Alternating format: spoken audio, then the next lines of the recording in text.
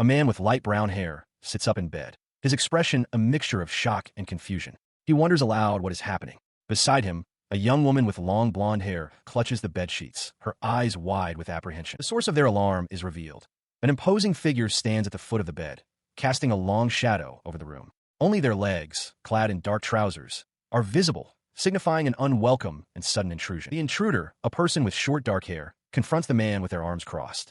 They demand to know what he's doing with their junior colleague. The man defensively claims the woman was just worried and came to check on him, but the intruder scoffs, questioning if that required getting into bed with him. Their expression hardens into one of cold fury. They declare that this is all his fault, accusing him of constantly making a fool of them. As a menacing, demonic visage materializes in the shadows behind them, the blonde woman cries out that the man's body is ruined and he must get dressed. The dark-haired person's attention, however, is fixed on her.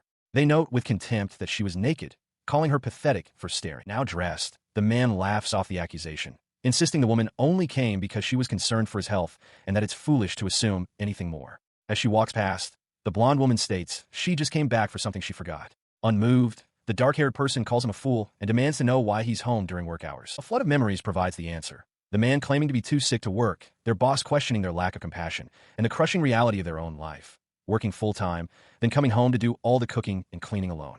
A final memory of a bland, solitary meal underscores their exhaustion. Returning to the present, their patience is gone. They tell the man to get out. He retorts incredulously, reminding them that they are the one paying for the apartment's rent, the insurance, and, most recently, all the living expenses.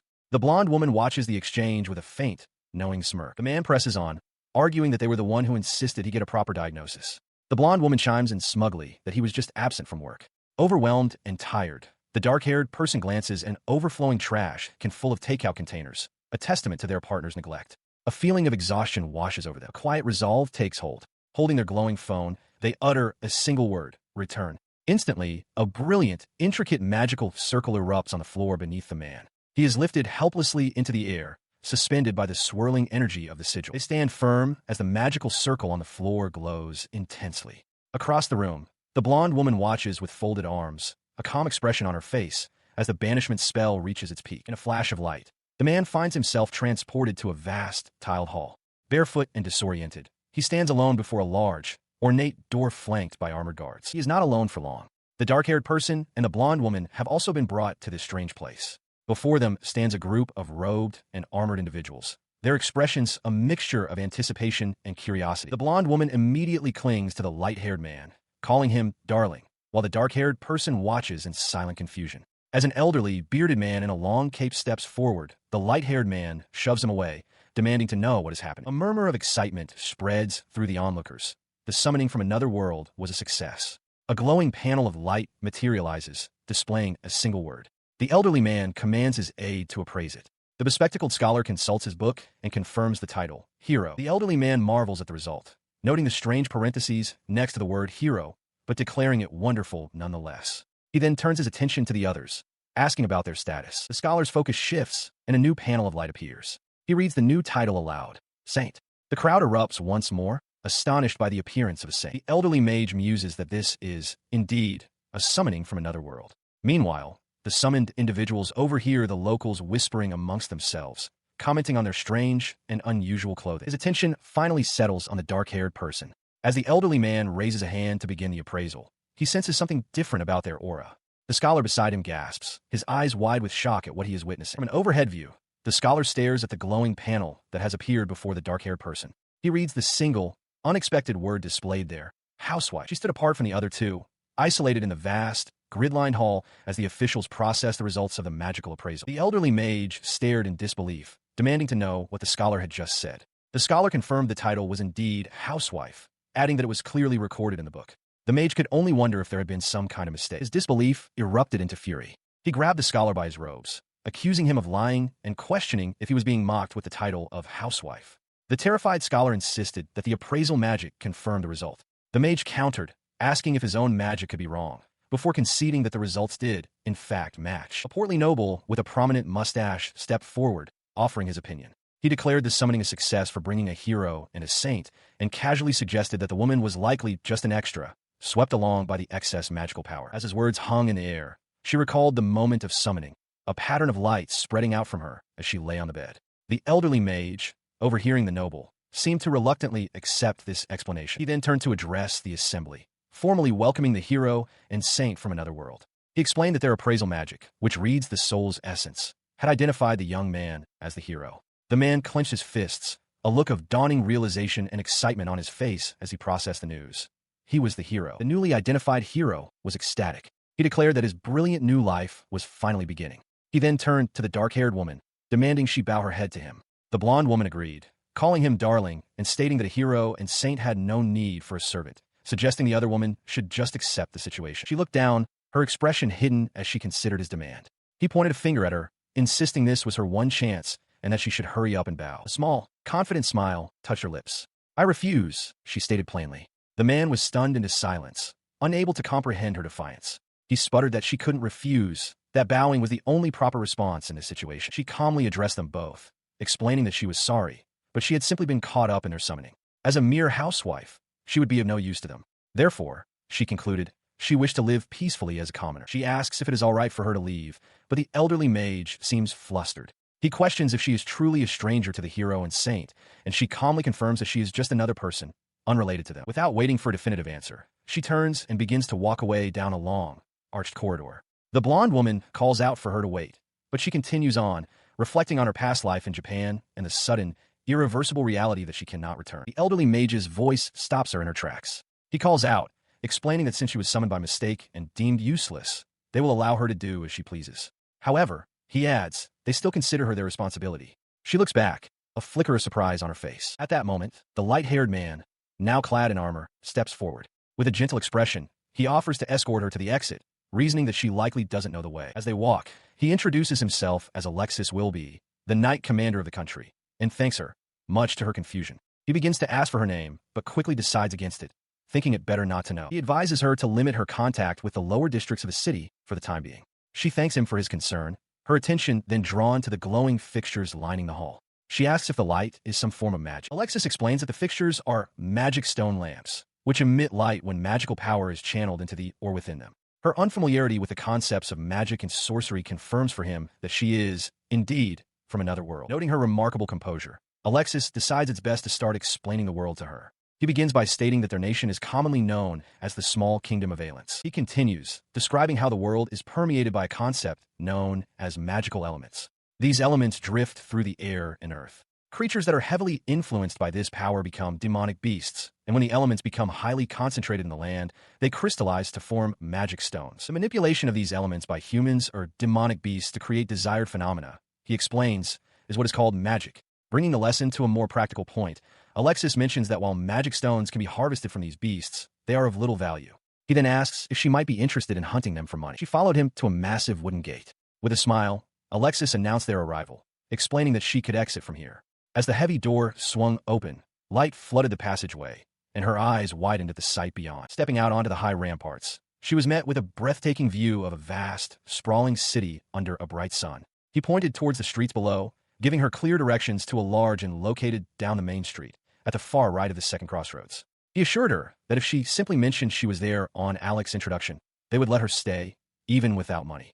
The sheer scale of the city and the unexpected generosity left her speechless. A pouch of coins is offered to the dark-haired individual. They are told that the inn they were shown is a bit pricey and are given 1 gold coin to cover the cost. They look up at Alec, questioning if this is all right and insisting they cannot accept so much. He places a hand on their shoulder, explaining that he feels responsible and can't just abandon someone so young in the streets. Curious, they ask about the age of adulthood in this country.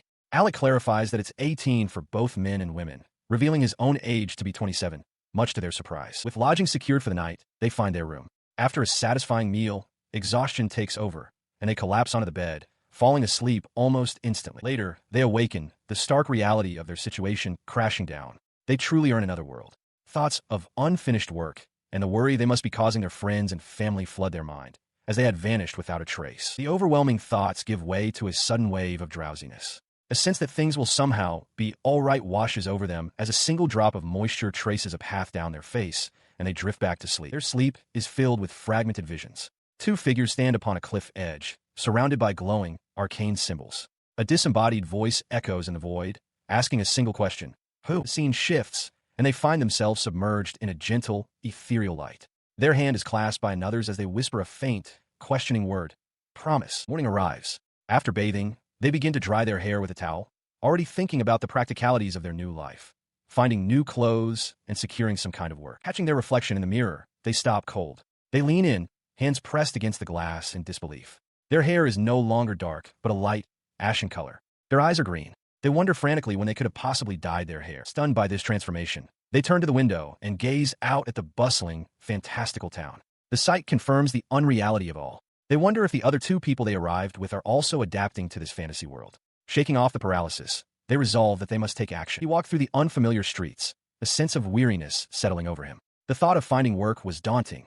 A part of him simply didn't want to. A passing woman noticed his exhausted expression, remarking on how tired he seemed. Suddenly, a hand clamped down on his shoulder, spinning him around. A stranger's voice cut through his thoughts, asking if he was the Japanese person who had been summoned at the royal castle the day before. He froze, his eyes wide with surprise. The stranger gestured insistently, telling him to follow and then pointing upward. Confused, he tilted his head back, his gaze following the direction indicated. Perched on a rooftop above was a large black cat, casually grooming itself. It spoke, its voice clear, introducing itself as Rune, one of the town's Kate Sith. Rune explained that it had been observing him since the previous day, noting that the local magic users were troublesome. It playfully accused him of being a stalker, before correcting the term to stray cat. Overcome with astonishment, he reached out and scooped the cat into his arms, asking for its name again. He buried his face in its fur, marveling at the creature. When he asked if it was all right to call it Rune, the cat nonchalantly agreed. The simple interaction brought a smile to his face, a reaction Rune seemed to find amusingly simple. As he held the cat, Rune continued its explanation. It revealed that the existence of other worlds was common knowledge here, and Japanese people were often spoken of. However, it stressed a crucial distinction.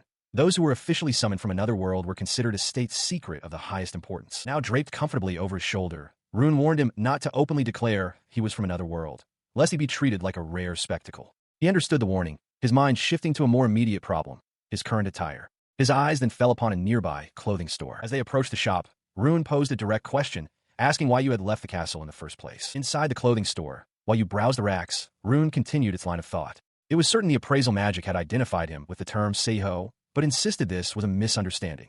The cat explained that Seiho was a slang term used in training grounds for a hero, but it was actually an abbreviation for demon woman. You, confused, asked if it meant shufu, or housewife, but Rune corrected him, stating that was simply the term for a married woman. His response was unexpectedly cheerful. He held up two wildly different outfits, one a flamboyant suit with a feather collar, the other a set of colorful overalls. Rune seemed taken aback by his overly positive demeanor. Yu explained that now that he was free from his exploitative job and the people who had summoned him, he wanted to live for himself.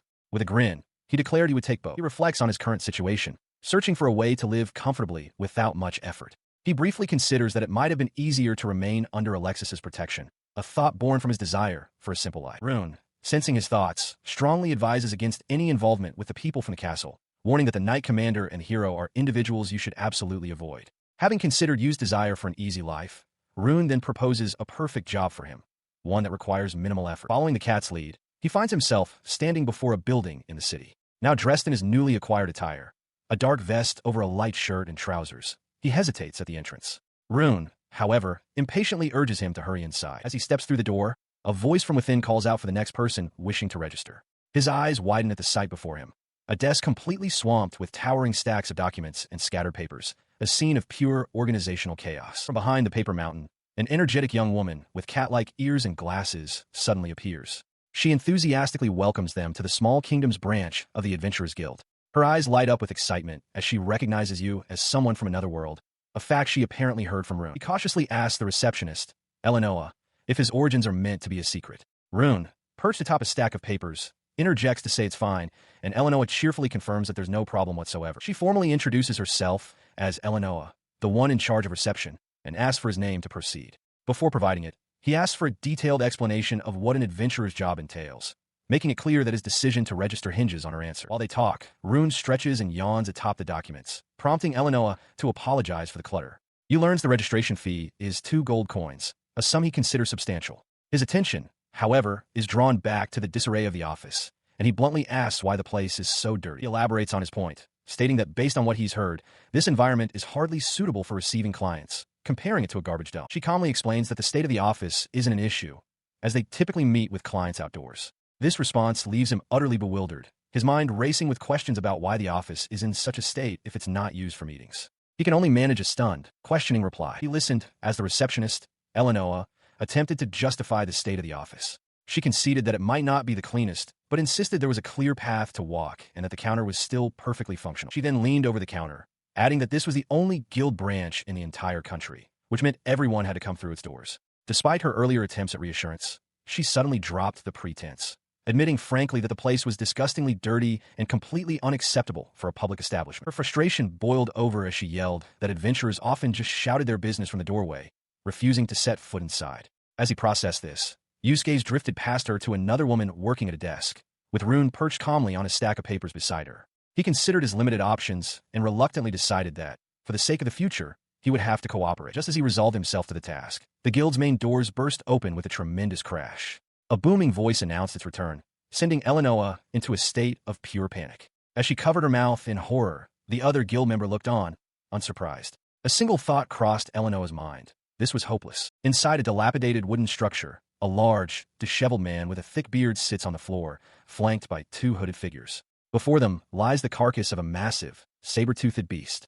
Startled by an unseen presence, the man looks up and wonders aloud if they have visitors, questioning who these newcomers could be. From the doorway, the cat-eared receptionist, Eleanor, stares in disbelief. The short-haired guild member beside her cheerfully calls out a welcome back to the guildmaster. As Eleanor remains speechless, the woman's voice booms from within the ruined building, declaring that this mess is the very source of their problems. Inside, the guildmaster and his two companions are now kneeling on the floor amidst the debris. The short-haired woman stands over them, explaining that because they have no budget, no manpower, and no time, things have ended up this way. The guildmaster can only offer a meek agreement. He looks up, his face covered in grime, and asks if it's really that dirty.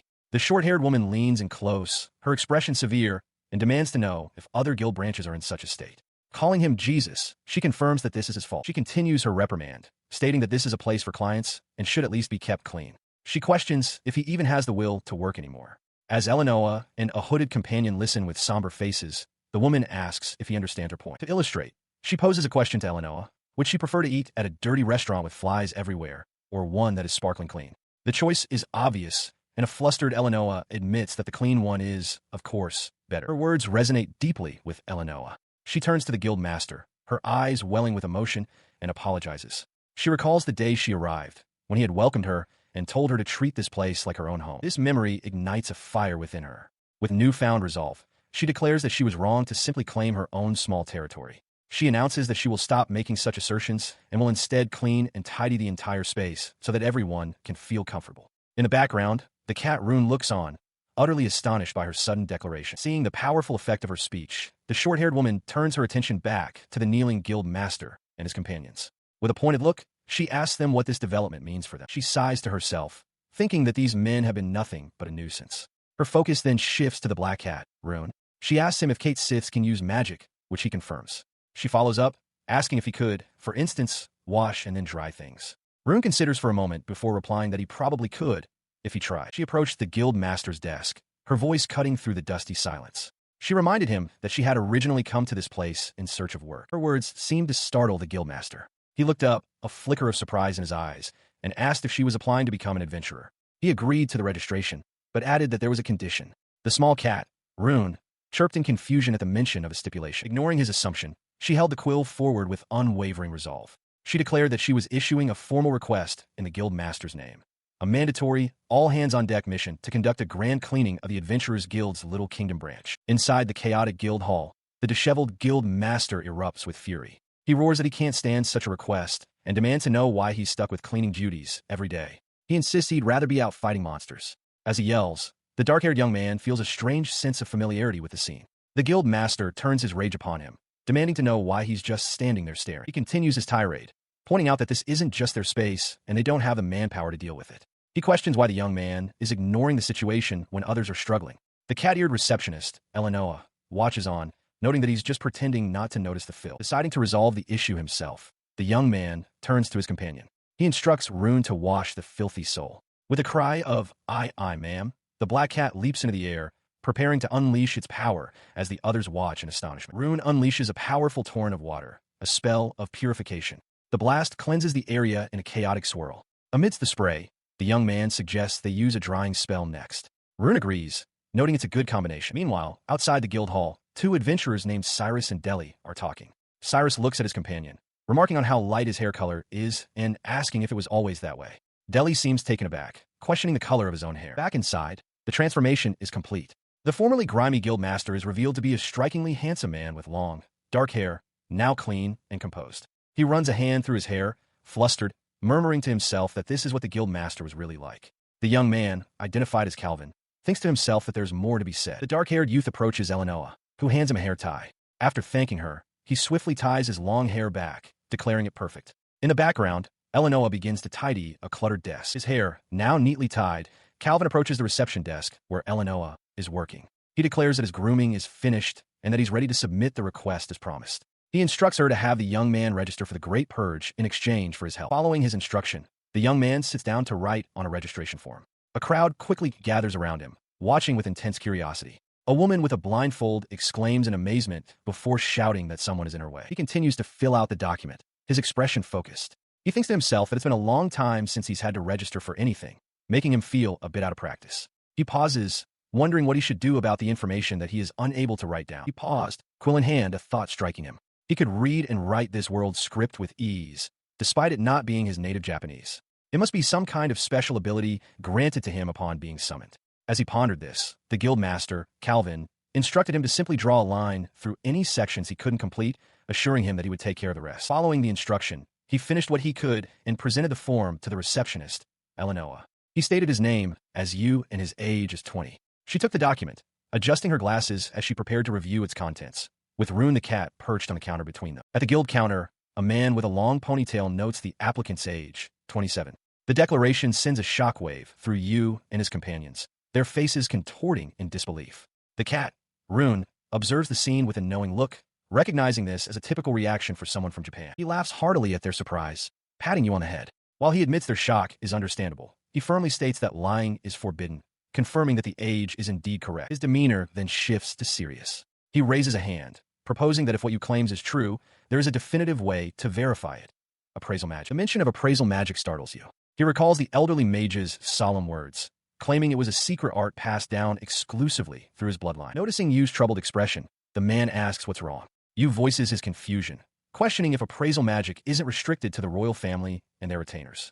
The man confirms that it was, indeed, once a limited ability exclusive to the royals. He begins to explain the history. About 2 generations prior, a king was notoriously promiscuous, fathering a multitude of children with commoners. As a result, the royal bloodline, and the magic it carried, began to spread. The man continues, stating that the bloodline has become so diluted that it's now said 1 in 10 citizens of the country possesses it. He then reveals a personal connection. His own great-grandmother was a former princess. A sad truth of the era was how this once precious ability had been so carelessly disseminated. As the explanation concludes, Rune lets out a wide yawn. The cat nonchalantly gives permission for the appraisal, adding that he won't be held responsible if any strange information is revealed. The man with the ponytail turns his attention to a device, his eyes scanning the results. The information is clear. Name, Yu. Age, 27. He looks back at Yu, who stands waiting. With the appraisal complete, the man asks if he was now satisfied, telling him it's time to stop doubting. His appraisal of Yu is suddenly interrupted by a shocked outcry from a nearby group of adventurers. One of them, Cyrus, points accusingly and asks if he was summoned. Another adventurer, Deli, follows up, questioning if Yu is a hero, just like someone named Kotetsu. Yu, caught off guard by the sudden attention, can only ask who Kotetsu is. His innocent question sends Cyrus into a rage. He shouts in disbelief, unable to comprehend how Yu could be ignorant of the hero of the founding, a figure he clearly reveres. As the adventurer fumes, Rune calmly explains to Yu that he isn't a citizen of this country. The hero Kotetsu, he clarifies, is a founding hero of this nation, formerly known as the kingdom that serves the founding pledge, guarded by the white capital of Alvar, by the shores of the sacred lake Urite, where the enlightened gather. Overwhelmed by the grandiose title, you can only apologize for his ignorance. His apology does little to quell the adventurer's confusion. The woman with glasses remarks that it's certainly strange to be summoned to a place one knows nothing about. Cyrus presses his original question, demanding to know if Yu is a hero. Deli, however, asks something entirely different. A house husband? The strange question hangs in the air until the guild official looks up from the appraisal device. He confirms that the word house husband does, in fact, appear in the results. From the side, Yu quietly affirms that this is correct. He holds up a hand to forestall any further questions. His eyes are still fixed on the device as he announces that there are more pages of information. Wait, he commands, his attention completely absorbed by the unfolding data. The guild official addresses the skeptical adventurers, noting the handling precautions for the skill Herculean strength. The two adventurers, Cyrus and Deli, react with disbelief, one muttering that it must be a lie. He grows irritated by their doubt, sarcastically suggesting they could try hitting the diminutive you to test it. He then shouts that if the Herculean strength is real, they'd be utterly crushed. The threat sends Cyrus and Deli scrambling back in fear, while he trembles. Composing himself, he admits that he wants to believe it. He turns to the receptionist, Eleanor, and asks her what exactly the Guildmaster's Herculean strength skill entails. Eleanor explains that Herculean strength is an ability that multiplies the user's base strength by tens or even hundreds of times, depending on the circumstances. A demonstration shows the Guildmaster, Calvin, effortlessly shattering a large stone block with a single, powerful punch. Hearing this, the official decides to put it to the test. He leads the group out back to a mithril-forged strength measuring device, describing it as a punch machine from another world capable of withstanding a sword saint's blow. With the device ready, he announces that preparations are complete. He turns to you with a confident smirk, challenging him.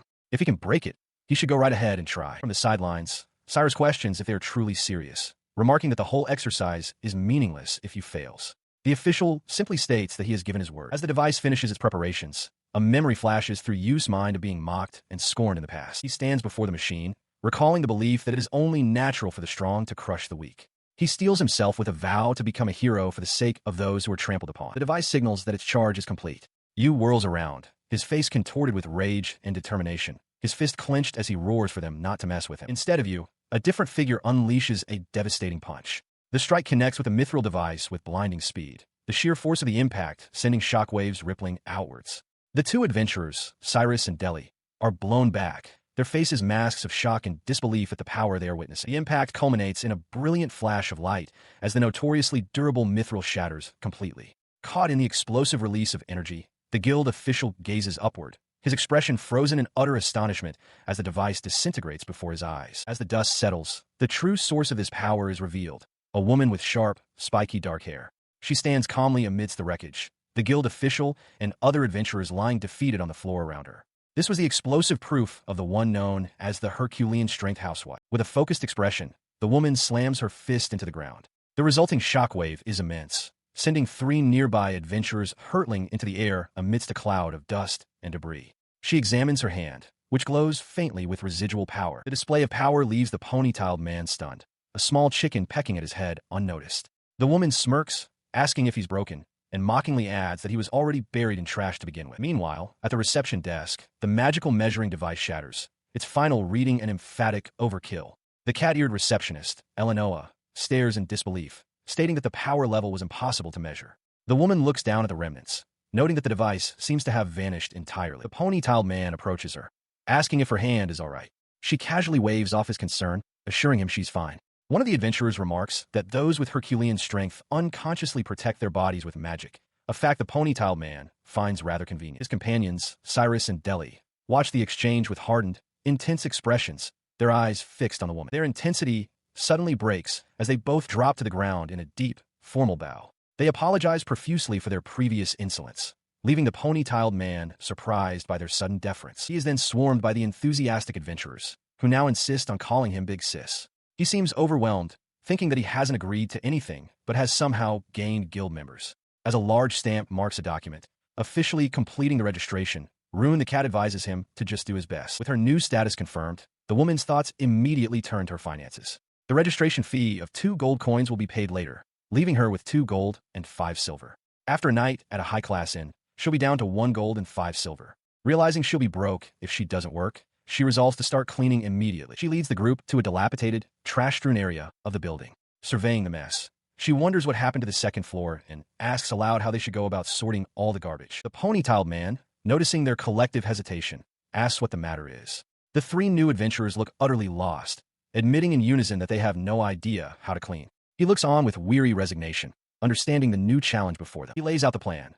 Necessary items are to be placed in the center of the room, while anything unnecessary should be stacked by the door.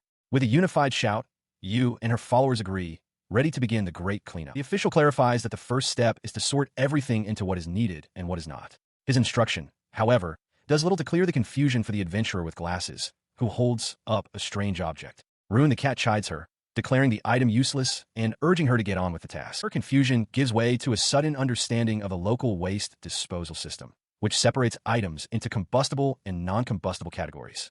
The sorting proves difficult for the others, Cyrus laments that someone has discarded his cup, while Deli finds a perfectly usable short sword amidst the rubbish, questioning why it would be thrown away. The pony-tailed man snaps, shouting at Deli that the cup is his favorite and not to be thrown away. Amidst the confusion, Yu holds up a mug, innocently asking if it's combustible since it has a handle. As darkness falls, he wearily decides they have done enough for one day. Outside, Eleanor lights a lamp, illuminating the street. The exhausted adventurers are sprawled on the ground as the pony-tailed man informs them that the cleaning and trash disposal will resume in the morning. Inside her room at the inn, Yu sits at a desk, examining a small, glittering object. She considers her options, deciding that tonight is the night to act. She reflects on her new life at the guild, which offers not just a temporary room and shower, but also a kitchen. The thought of cooking for herself is appealing, but it comes with the chore of cleaning. She worries that if she gets too comfortable, it will become a burden for Rune. As if on cue, Rune is already in the kitchen, tidying up. He remarks that she is clearly exhausted and that he's washing the usable items. The sight reminds you of stark reality. She has no money. Her thoughts are interrupted by movement outside the window. A light-colored cat leaps across the cobblestone path below. She peers out, wondering if it is another Kate Sith. Suddenly, a sharp pain erupts in her chest, causing her to cry out and clutch herself. From the street, the small cat looks up directly at her window. A realization dawns on her. With a gasp, she rushes towards the window and yanks the curtain aside. Elsewhere, the pony-tailed guild official holds the same small, light-colored cat in his palm as he speaks with Rune. He explains that he can't simply request help from the Kate Sith in town. Rune retorts that they won't work without proper compensation. The official leans in with a sly smile, tempting Rune with an offer of soft, stewed boar meat. Rune's ears twitch, his eyes widening in excitement at the prospect. The official simply tells him to wait. He then asks where such boar meat could have come from. From nearby, Yu chimes in that it's in the refrigerator, explaining it's the meat they brought back the day before. The official questions if she's keeping it to eat herself instead of selling it. Yu quickly agrees to give some to the Kate Sith, reasoning that they help clean up. She tells the official to prepare dinner for everyone and fix his mood. Internally, she smiles. Everything is going according to plan. She watched the guild official, whose expression prompted him to ask what was on her mind. She admitted her surprise that he knew how to cook. The cat Rune called her big sis and chided her for being a show-off, urging her to hurry up and get moving. At his word, the assembled Kate Sith sprang into action. They swarmed through the city's alleys, scaling walls and leaping across rooftops, a silent, furry tide spreading out on their mission. Meanwhile, Cyrus was busy cleaning a wall when Rune appeared. The cat stretched languidly and instructed him to wait for everyone to gather before dealing with the disposal, adding that the combustibles would be part of a deal. He readily agreed, delegating the non-combustibles to Deli, who accepted the task. Their female companion with glasses asked if she could join them, and Cyrus consented, telling her she could explain things to him as they went. Their destination was the northern district of the capital, Alpatria. As Cyrus hauled large sacks over his shoulder, the short-haired guild member noted his small delivery. She warned him that the disposal site was a large, dangerous hole, and access was restricted to authorized personnel only. Elsewhere, the guild official approached 2 city guards at a gate. He informed them that if they spread a certain rumor, the market price of silver would rise. One of the guards, surprised, confirmed he meant silver, and the official noted that the price was already climbing. The guards reacted with shock, exclaiming that they had been promised a month's pay for the job. The guild official coolly informed them that the transport fee was now included, but internally, he balked at the cost. He could not afford to pay such an amount, and a sense of unease settled over him as he wondered what was truly happening. At the city's edge, 2 guards approach an elderly man in a dark, hooded robe. They mock his shabby appearance, noting that he's come to dispose of something next. The old man, hunched over his task, sighs with resignation, muttering that he has no choice. He looks up, his face etched with weariness. He reflects grimly on the foolishness of the young, who seem to think only of moonlit nights. Nearby, the pony-tailed guild official strains under the weight of an enormous sack, puffing his cheeks out with the effort while Cyrus looks on. The black cat, Rune, sits nearby as the elderly man observes them. The official then approaches the old man, addressing him familiarly as Granny. He makes an offer. If the old man is willing, he will take his garbage and dispose of it along with his own. He flashes a sly grin, adding that he doesn't have any money. The elderly man watches him with deep suspicion, sensing that the young man is plotting something. At a massive stone gate leading to a wide, walled-off area, one of the guards explains that this is the place to bring anything that needs to be disposed of. As the group approaches, the guard stops them, asking what they need. He speaks condescendingly to the guild official, calling him a sheltered little miss and offering to teach him about the world. He gestures toward a colossal pit, explaining that a miasma constantly swirls at its bottom. He warns that a single misstep means falling in and being disintegrated along with the non-burnable refuse. Ordinary humans, he states, cannot even get close. The guard clarifies, however, that people like them can get close if they pay a fee. As Cyrus bristles, the guild official holds him back, calmly stating that he understands. The guard seems pleased. Looking out over the vast precipice, the guild official seeks confirmation. As long as they can get what they need into that hole, he asks, there shouldn't be any problem, correct? He coolly addresses the city guards, telling them not to hesitate. If they believe they can interfere, they are welcome to try.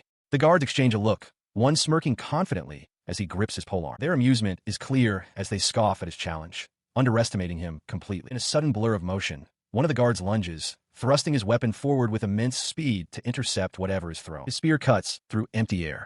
A small stone sails high over the platform, far beyond his reach, arcing towards the chasm.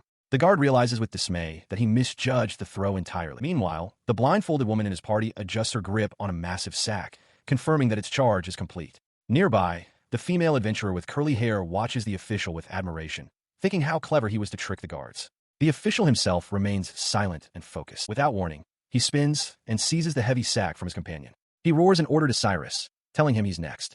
The young adventurer is startled by the sudden command, but manages a quick affirmation. With their business concluded, you cheerfully waves goodbye to the hooded figure and Cyrus. All right then, good work today, she calls out as the hooded individual walks away, followed closely by the black cat rune. She quickly catches up, a wide, infectious grin on her face. Yes, let's go home, she exclaims, her bright demeanor a stark contrast to the stoic city guards watching from their posts. Her companion bursts into hearty laughter, amused by her audacity. To think you'd solve things with brute force. You've certainly got guts. From a short distance, Cyrus watches, muttering to himself that it was merely a coincidence. As they proceed down the street, a young person pulling a small cart stops suddenly, their eyes wide with recognition. Ah, they exclaim, Grina-sama. The hooded figure pulls back her cowl, revealing herself to be an elderly woman. Cyrus asks if he knows her, but it is the woman, Grina, who speaks, identifying herself as a former adventurer and a previous guild master. Yu is stunned, realizing that Granny she'd been so casual with was such an important person, and recalls that it was Deli who had taught her the magic she used. Grina smiles kindly, assuring you that she understands and isn't offended. Despite the reassurance, Yu bows deeply in apology and formally introduces herself as a new adventurer. Grina accepts, adding that in her younger days, she too traveled the land as a mage. From a balcony overlooking the street, Cyrus watches the trio walk away. He turns to an unseen companion, asking if it's really all right not to scold them. The other person replies that what they heard was merely a rumor. Grina glances over her shoulder with a sly smile. She acknowledges that certain people are getting carried away, but confidently states that she has a much better medicine in mind for them. Later, in a newly cleaned kitchen, Yu rolls up her sleeves, ready to work. On the counter, Rune and two other cats sit patiently, having already helped gather and wash the cooking utensils. All right, the kitchen's usable now, Yu announces with determination. Shall I make us some lunch? She begins by slicing the boar meat into pieces that will fit in the pot. With a fork, he methodically pierces the meat all over.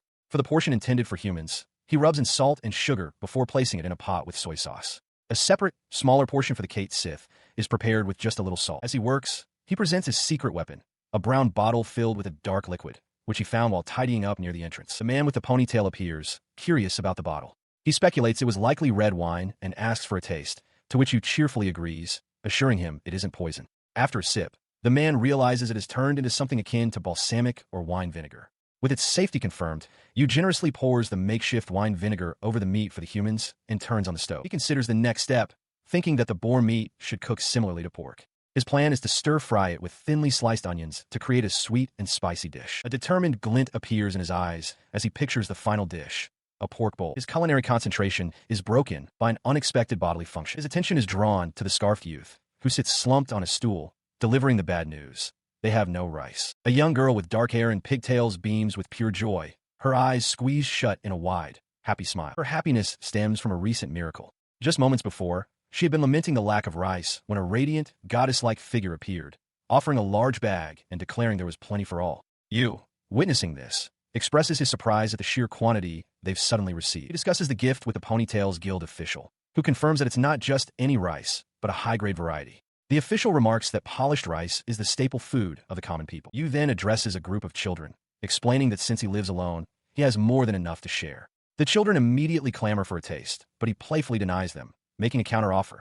In exchange for the rice, he wants to eat the meal they have prepared. The guild official watches the interaction with a knowing look. Yu catches his eye and clarifies that this is simply a work arrangement, then claps his hands together, ready to begin the task. He gets to work immediately, explaining that Grina has something to take care of at the guild, so he will handle the meal preparation. He begins to wash the large quantity of rice as Alec and Cyrus watch from a nearby table. Meanwhile, outside, Grina addresses a crowd of people gathered in the street, with Eleanor standing nearby. A large pot steams beside them, its contents cooking for the community. Back in the kitchen, Yu tends to several pots on the stove, announcing with a satisfied smile that the indoor cooking is almost complete. From a shelf, the cat Rune watches him work. A voice calls out to the assembled ladies and gentlemen to wash their hands, for the main dish is ready. Below, a large wooden tub is revealed, filled to the brim with glistening, perfectly cooked white rice. The finished meal is a bowl of soft-stewed wild boar meat over rice. Rune asks if it's acceptable to say itadikamasu in this world. Yu explains that putting one's hands together and saying the phrase is a prayer of thanks for the meal, a custom passed down from hero of the past. She brings her hands together in thanks, a bright smile on her face as she prepares to eat. Around her, Rune the Kate Sith mimics the gesture with glee, while Greena closes her eyes in quiet appreciation. With a cheerful voice, she gives thanks for the meal. As she begins, others around the hall dig into the feast with equal enthusiasm. Adventurers and guild staff alike take their first bites, their expressions ranging from intense concentration to wide-eyed surprise. The long table is filled with people, all focused on the food before them, a rare moment of shared, quiet enjoyment. That quiet enjoyment quickly gives way to overwhelming emotion. Tears stream down the faces of the adventurers as they are overcome by the incredible flavor. One exclaims that it's delicious, another that it's too delicious, while a third is simply moved to speechless tears. Even the Kate Sith are astounded by the quality of the meal. One marvels at the sweetness of the fat, declaring it has never eaten meat so tender. The other agrees, calling it a truly fine meal worth eating. Amidst the chorus of praise, Eleanor turns to you, her face flushed with delight. She confesses she's never eaten such delicious food before. She adds that, just as you had said, eating in a beautiful place makes the meal taste even better. Her heartfelt words bring a wide, genuine smile to Yu's face. She points a spoon forward, enthusiastically agreeing with the sentiment. Seeing the universal joy, the guild official with the ponytail stands and makes a formal declaration. He has decided that you will continue to be in charge of their meals, with proper compensation, of course. The announcement is met with a roar of approval as Eleanor and the adventurers throw their fists in the air, shouting their agreement. Despite the celebration, she raises a practical concern, asking the official if it's truly all right to use the guild's money like this, questioning if they even have a budget for it. He reassures her that it's not a problem, telling her that as a housewife, she should understand. His words trigger a memory, a quiet moment from her past. She recalls someone telling her that a meal prepared by another person has a value all its own. She realizes it has been a long time since anyone has told her that her cooking was delicious. Her cooking immediately sparked a frenzy. With cheeks stuffed full, you watched as the adventurers descended upon the meal. Deli was eating just as voraciously beside her, while Alex scrambled towards the pot, declaring that seconds were first come, first served. He yelled for Deli not to take too much, insisting his own portion be saved. Below, the guild's cats, including Rune, clamored for their share, tugging at Yu's clothes for attention. The chaotic rush settled into a lively, communal feast that filled the entire hall. Having seemingly accepted her new role, Yu stood behind the counter, happily serving bowl after bowl to the guild members. Eleanor carried drinks to the scholar, while others like the pony-tailed man and Alec ate with gusto at the tables. The cats gathered around Yu's station, a clear sign of where the best food could be found. Inside, the black cat, Rune, approaches Yu, who is holding a small, neatly wrapped box. Rune explains that the other cats wish to express their gratitude for the meal. He then turns to the assembled felines, rallying them with a cry. On his count, the cats all prepare to unleash their power in unison. In response to their collective effort, a massive wave of magical water erupts, arching over the entire guild building in a grand cleaning spell. Below, Yu, Alec, and Ainsan watch in awe. The torrent of cleansing water cascades down the building's facade. Both Alec and the pony-tailed guild official stare upwards, their mouths agape in disbelief at the spectacle. The official continues to gaze, stunned, at the newly revealed and pristine sign of the guild, which features two black cats flanking staff. With the great wash complete, the guild building sparkles under the sun, looking brand new. The crowd below, including the adventurers, erupts in cheers. Later, inside the spotless hall, the former guild master Greena speaks with you.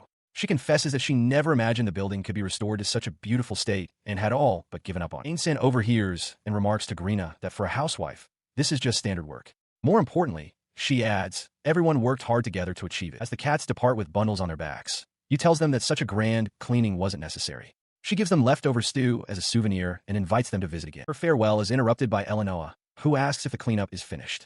Yu thanks her for waiting, but Eleanor dismisses it, saying she had work to do. She then urges you to go rest in the upstairs nap room, as she will be taking over duties at the door starting tomorrow. He watches as Eleanor waves cheerfully, explaining that she's fine since she lives nearby. She clarifies that the guild owns an apartment building just behind the main hall, and she's renting a room on the second floor. He muses on the existence of company dormitories even in this world. As Eleanor descends the stairs, she reassures him that overtime won't be a problem for her, and that after a good meal and a bath, she's ready for bed. She wishes him good night, leaving him to ponder her bluntness, though he resolves to be of help if he can. The night settles over the building, the moon and stars shining brightly in the sky. Inside, the staircase is quiet and still. The silence extends down a long, empty hallway. In his room, just past 8 in the evening, Yu lies awake on his bed. He stares at the ceiling, a single thought echoing in his mind. There is nothing to do. The realization dawns on him. With no smartphone, no computer, and not even a novel to pass the time, he is utterly without distraction. A thought strikes him, and he cautiously peeks out from his doorway. He recalls the reference room, located across from the nap room. It is a place, known as Rune, where any adventurer can freely access books and maps of the local region. His mind made up, he considers the library. As a newcomer, he recognizes the necessity of studying the geography and history of this new country. Settling at a table under the warm glow of a lamp, he opens a book and begins to read, immersing himself in the knowledge of this new world. He settled into the guild's reference room, poring over text by the light of a small lamp. Surrounded by towering shelves of books, he lost himself in his studies, flipping through page after page. He read through the night, so absorbed that he didn't notice the passage of time until the morning sun streamed into the room. A sudden, startling thought struck him. A natural black company was absolutely out of the question. 10 days have passed since the new cleaning initiative began. A man with spiky dark hair, lounging on a crate in the street, calls out with a grin, asking you if they're taking out the trash again today. He runs past, pulling a small cart, and retorts that he asks the same thing every time. They explain that it's a formal request from the guild, so they have to do it. The man simply remarks on their cold attitude. Meanwhile, at the guild hall, Eleanor, the receptionist, explains the new policy to a local woman.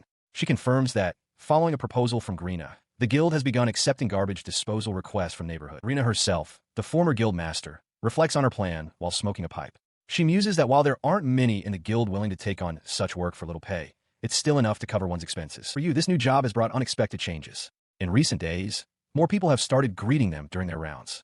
They've also learned that empty liquor bottles can be exchanged for a small fee at the shops where they were bought. As a result, the guild members who request non-burnable trash disposal now treat you to a drink as thanks, a reservation made in advance. Back on the cobblestone street, their thoughts are interrupted by the sight of the same spiky-haired man. You sighs with mild annoyance, thinking, oh, him again, before turning their attention to the next collection. You calls out a cheerful greeting. Good morning, Noel-san. I'm here for the non-burnables. A woman with long, wavy, light-colored hair emerges from a stately home, smiling warmly. I've been waiting for you, she replies.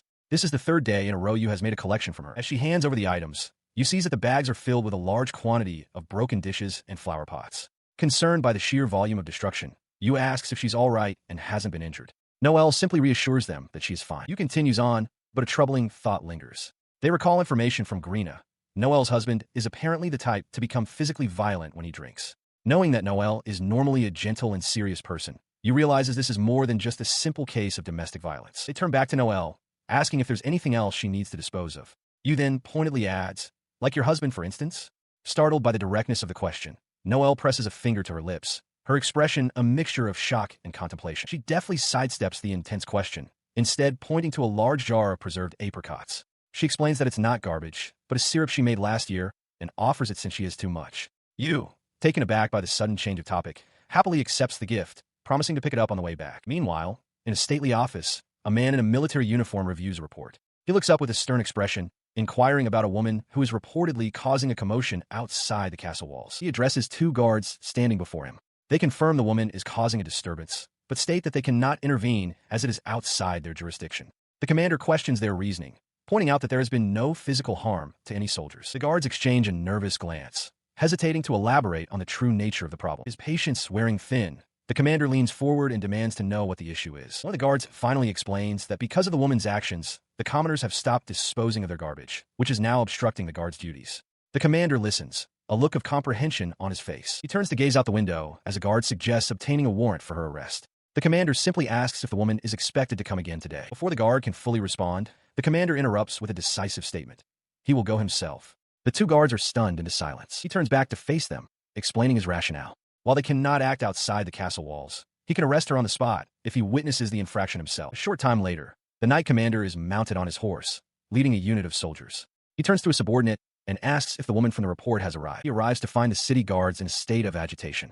One stammers that it is about to begin, while another points skyward. The commander looks up, questioning what he is seeing, his expression hardening with confusion. His gaze follows the guard's gesture, and he sees 2 large bundles hurtling down from high above, arcing towards the ground in the distance. The source of the projectiles is revealed. A woman, with a powerful stance, hurls another massive sack through the air. The knight commander and his guards can only watch, momentarily frozen by the display of strength. He approaches the woman, who asks if he requires assistance. He formally introduces himself as Knight Commander Alexis, explaining that he is investigating reports of a woman causing a disturbance in the area. He asks pointedly if she is aware of such activities. She appears genuinely confused by his question, denying any knowledge of causing a disturbance. The commander observes her reaction, a thoughtful expression on his face. His contemplation is interrupted by one of the guards, who points at the woman and loudly accuses her of interfering with their duties. Her expression shifts from confusion to a knowing smirk as she understands the situation. She calmly crosses her arms, explaining that since she was unable to make a living collecting refuse,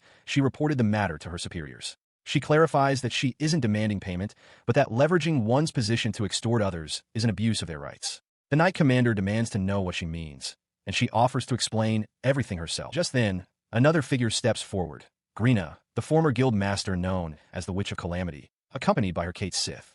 The Knight Commander's composure breaks, his eyes widening in shock. He glances at a document, realizing the testimony he'd received regarding the garbage disposal was from Grina herself. He deduces someone must have paid her and immediately orders an investigation to find out who. The city guards, observing the scene, mutter to one another about the financial implications. They reason that even a small payment to the Adventurers Guild for such a task would inevitably lead to more people seeking their services, making it a sound investment. Taking a moment to process the guard's words and Grina's involvement, the Knight Commander closes his eyes. He quietly acknowledges that he now grasps the full scope of the situation. He turns to his subordinates, ordering them to collect the remaining garbage. With that handled, he directs a question to the person at the center of the commotion, asking who she is. The guards, caught off guard, watch the exchange nervously. He continues, telling the promising new adventurer to stop trying to get scouted by the Night Order, adding that he will handle the situation from here. Yu listens, her expression unreadable. Elsewhere, the spiky-haired man considers that their concoction would be tasty and mixed with alcohol, or perhaps made into a jelly. The cat, Rune, enthusiastically volunteers for the role of taste tester. Noelle chimes in, mentioning that she has some syrup that would be perfect for it. The casual conversation is abruptly cut short as Yu senses a sudden disturbance. At the same moment, Rune points urgently, shouting that something is happening over there. Yu's eyes widen as she realizes the danger is in Noelle's direction. The sound of shattering glass echoes through a city street as the black cat, Rune, sprints forward. He has found the source of the commotion. He arrives to a scene of violence. A spiky-haired man, his face flushed with rage, holds Noelle by the hair with a broken bottle in his other hand, muttering the name Shannon. As Noelle falls amidst the broken glass, Yu bursts through the doorway, shouting Noelle's name in alarm. Yu immediately rushes to Noelle's side, asking if she is all right. From a nearby counter, Rune's fur stands on end as he hisses aggressively, roaring for the man to get out. The force of the outburst seems to send the attacker flying backward. Their hand gently touches Noelle's cheek, a look of deep concern etched on their face as they assess her condition. That concern transforms into something else entirely. Yu's eyes widen, the pupils dilating into dark, bottomless pools of cold fury. The spiky-haired man stumbles to his feet, glaring down at the intruders. "Who the hell are you?" he demands, his voice thick with anger. He continues his tirade, bellowing that this is his house. Ignoring the man's rage, Yu turns to Grina, who has also arrived. Yu informs her that the man's bleeding has stopped and asks her to take care of him, a request Grina accepts. Noelle, her face bruised, pleads with the man to calm down. He violently rejects her attempt at peace, roaring at her to shut up. The man continues to rage, demanding to know who the hell Yu is.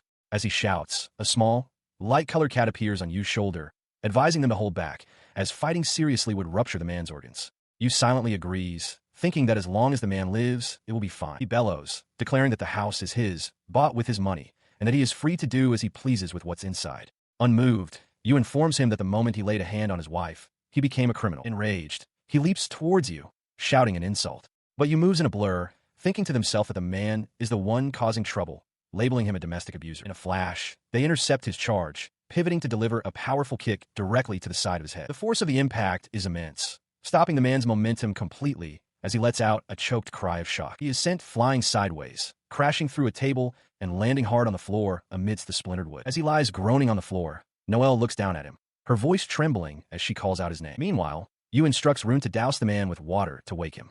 The cat complies, sending a splash of liquid towards the fallen man. The doused man sputters awake, clutching his chest and crying out in pain. He looks around wildly, demanding to know what is happening. He continues to moan in agony as Noelle kneels beside him, asking if he is all right. Standing nearby with arms crossed, Yu coolly asks what happened. As he watches, they think that worrying about Noelle's husband is a waste of time. The thought is cut short by the clanking of armored boots. With authority, Yu commands everyone to freeze. They stood their ground as the armored figures advanced, swords drawn. A sudden realization struck an onlooker. These were not mere city guards, but the Royal Night Order. The knights quickly surrounded them, their formation tight and professional, leaving no room for escape. Yu looked around, bewildered by the sudden and overwhelming show of force. Their intent became clear. As the knights moved to apprehend them, Yu raised a hand, a defiant look hardening their features. The thought raced through their mind. Were they about to be arrested for this? From behind a corner, Yu peers out, watching as a line of royal knights forms a defensive wall with their shields raised, bracing for confrontation. Their disciplined formation is met with a furious roar from Ain San, who bellows at the knights, calling them slow, useless fools. In the aftermath, the injured are tended to. Following the incident with Greena's party, recovery mages were dispatched, and soon all the wounded were healed. Inside, Noelle and a young girl named Shannon watch with concern as a healer attends to the spiky-haired man. Once he is recovered, the man is questioned by a royal knight. The soldier asks if he remembers anything, but the man, looking utterly lost, can only reply that he has no idea what happened. The knight presses him, asking if he's truly saying he remembers nothing. The man begins to sweat, insisting he doesn't. But he senses the knight is lying, attempting to pin the blame on him while ignoring the truth of what really occurred. Later, he recounts the interrogation to Noelle and Shannon. He explains that when he came to his senses, everything was a mess and his family was injured. He was told he was responsible, but he can't believe he would get so drunk that he wouldn't know what he was doing. Unseen, Yu listens from around the corner. His denial is cut short by Rune. The black cat angrily retorts that when the man finally regained his senses, his family was clearly worried about him, yet he was desperately trying to demonize. As Rune speaks, Shannon's face falls. She grips her skirt tightly, her voice trembling as she says that this is why she told him so many times before. Her mind flashes to a painful memory of confronting her father, telling him he was not okay and that her mother couldn't stay there any longer. The concerned faces of her mother, Yu, and Noelle fill her thoughts. Snapping back to the present, Shannon shoves Noelle aside and screams for everyone to get out. Her father cries out her name in shock. She turns to the knights and makes a desperate plea. "Soldiers, arrest my father. If I testify, you can't, right? If this goes on, my mother will be killed." As her plea echoed in the street, her father lunged forward with a snarl, only for his wrist to be caught in a firm grip. The dark-haired youth, Yu, held him fast, questioning if he truly wanted to be stopped again. With the man restrained and taken into the custody of the royal knights, Shannon's mother rushed to her side, weak with relief. She thanked her daughter, and the two shared a tight embrace while Yu, Greena, and the cat Rune watched over them. Inside their now-wrecked home, Greena advised that it was best to evacuate, stating it was no longer safe for them to sleep there. The mother asked if they should pack their belongings. You considered their options, wondering where they could possibly go, as staying at an inn would be expensive. Rune, the cat, offered a solution: the Adventurers Guild nap room. Yu immediately countered that the facility was meant only for adventurers. He reasoned that since they were the only ones using it, the beds were empty, making it a viable option. As he spoke, Shannon, who had been quiet until now, hesitantly spoke up. She suddenly declared with startling conviction, "What if I become an adventurer?" Her mother was shocked, reminding her that she was only 14. Shannon explained that she had been thinking about it for a long time. If she could work and earn a living, they could finally be free from her father. Her passionate declaration caught Greena's attention. The former guildmaster noted that they were always shorthanded. She looked Shannon in the eye and made an offer. If the girl was truly serious, Greena would recommend her for the guild. She then asked, "What will you do?" Meanwhile, in custody, the father's eyes narrowed with a cold resolve.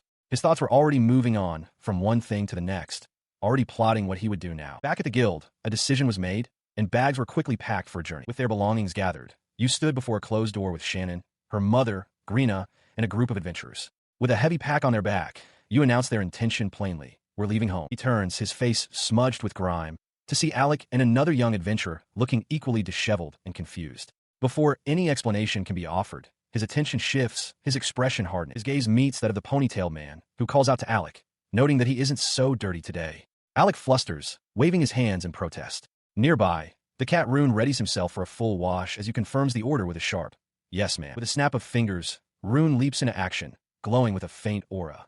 The cat shouts, "Wash up," and launches himself at you, unleashing a powerful torrent of cleansing water that drenches him completely. Shannon and her mother watch in awe as the other adventurers look on, amused. He stands dripping but clean, looking down at his hands in surprise. He wonders aloud what just happened, conceding that it's a good thing. Shannon's mother approaches him, asking if it's all right that they have no experience with this kind of work. She explains that everyone has to start somewhere. Together, she and Shannon bow their heads, formally asking him to take care of them. With new companions joining the El Dorado branch, young Shannon has officially become an apprentice adventurer. Though one must be 15 to register, training can begin at 12. For now, she and Rune will handle requests within the city, a new and promising combination. As they walk, Yu reflects that with the local ruffians and monsters mostly dealt with, Deli and Cyrus are effectively non-combatants in front of the children.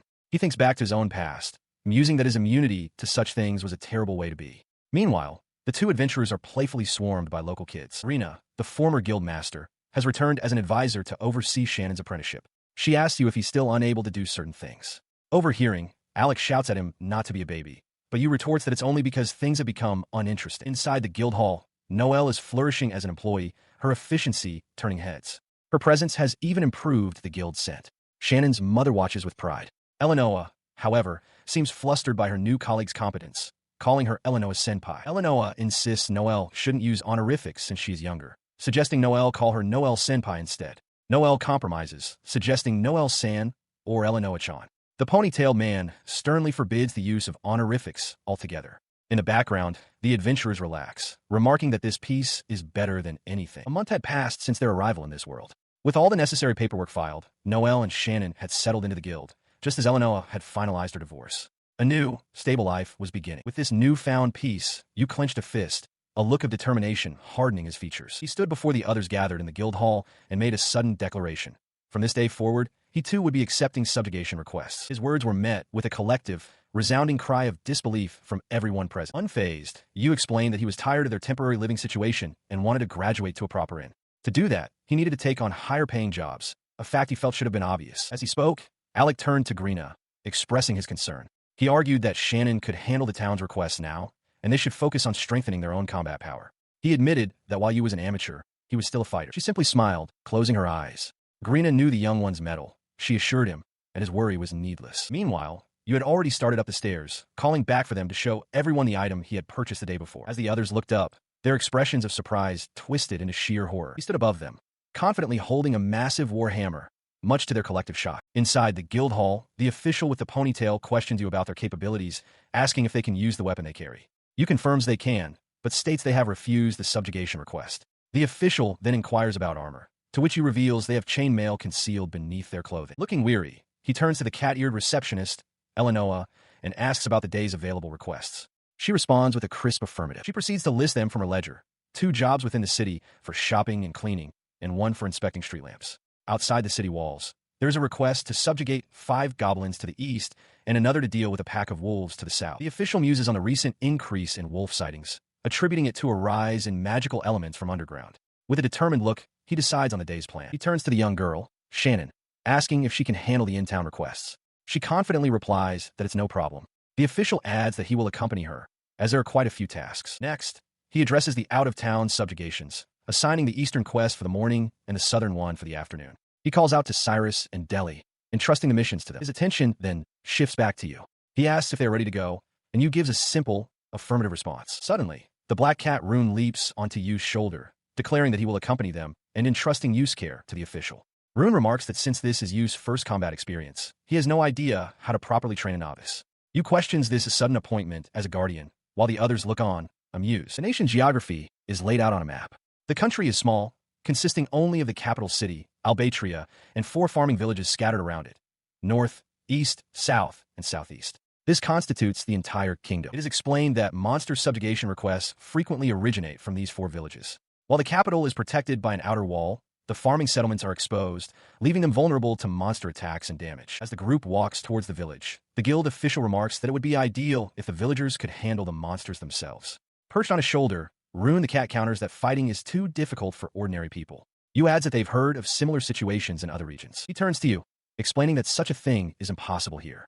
The reason, he states, is that the monsters in this area all use magic. Yu pauses, consulting a book. A flicker of confusion crosses their face as they realize something is wrong. According to their knowledge, neither goblins nor wolves were supposed to be capable of using magic. Suddenly, the guild official's hand drops to the hilt of his sword. He shouts a warning to the group. There are goblins ahead. From the shadows of the trees, 2 grotesque, snarling creatures emerge. The official narrows his eyes, thinking to himself that these beings don't quite match the description of what he knows as goblins. Without hesitation, he roars, "All right, let's do this," and charges forward, sword drawn, as Cyrus and Deli spring into action beside it. The guild official reveals his true skill. He is a magic swordsman, much like the guild master Calvin, and his specialty is water magic. He gathers arcane energy, conjuring a swirling vortex of water around his blade. He unleashes the spell, sending a torrent of water crashing through the forest clearing.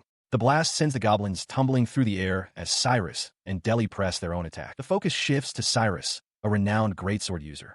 He plants his feet, preparing to swing his massive blade at the disoriented foes. He moves with a speed that seems impossible given his usual demeanor, his greatsword carving a silver arc through the air that tears through the goblins in a single, devastating strike. While Cyrus moved with blinding speed, his companion Deli engaged the goblins with elemental power. It was clear he was a magic swordsman, primarily wielding fire and water magic, as streams of water sliced through the air and fireballs rained down from above. As the battle raged, Cyrus dispatched another goblin, bringing his count to 4. The guild official, observing the chaos, remarked with grim satisfaction that he was the only one in the guild entrusted with flammable trash disposal. A clear reference to the goblin mages.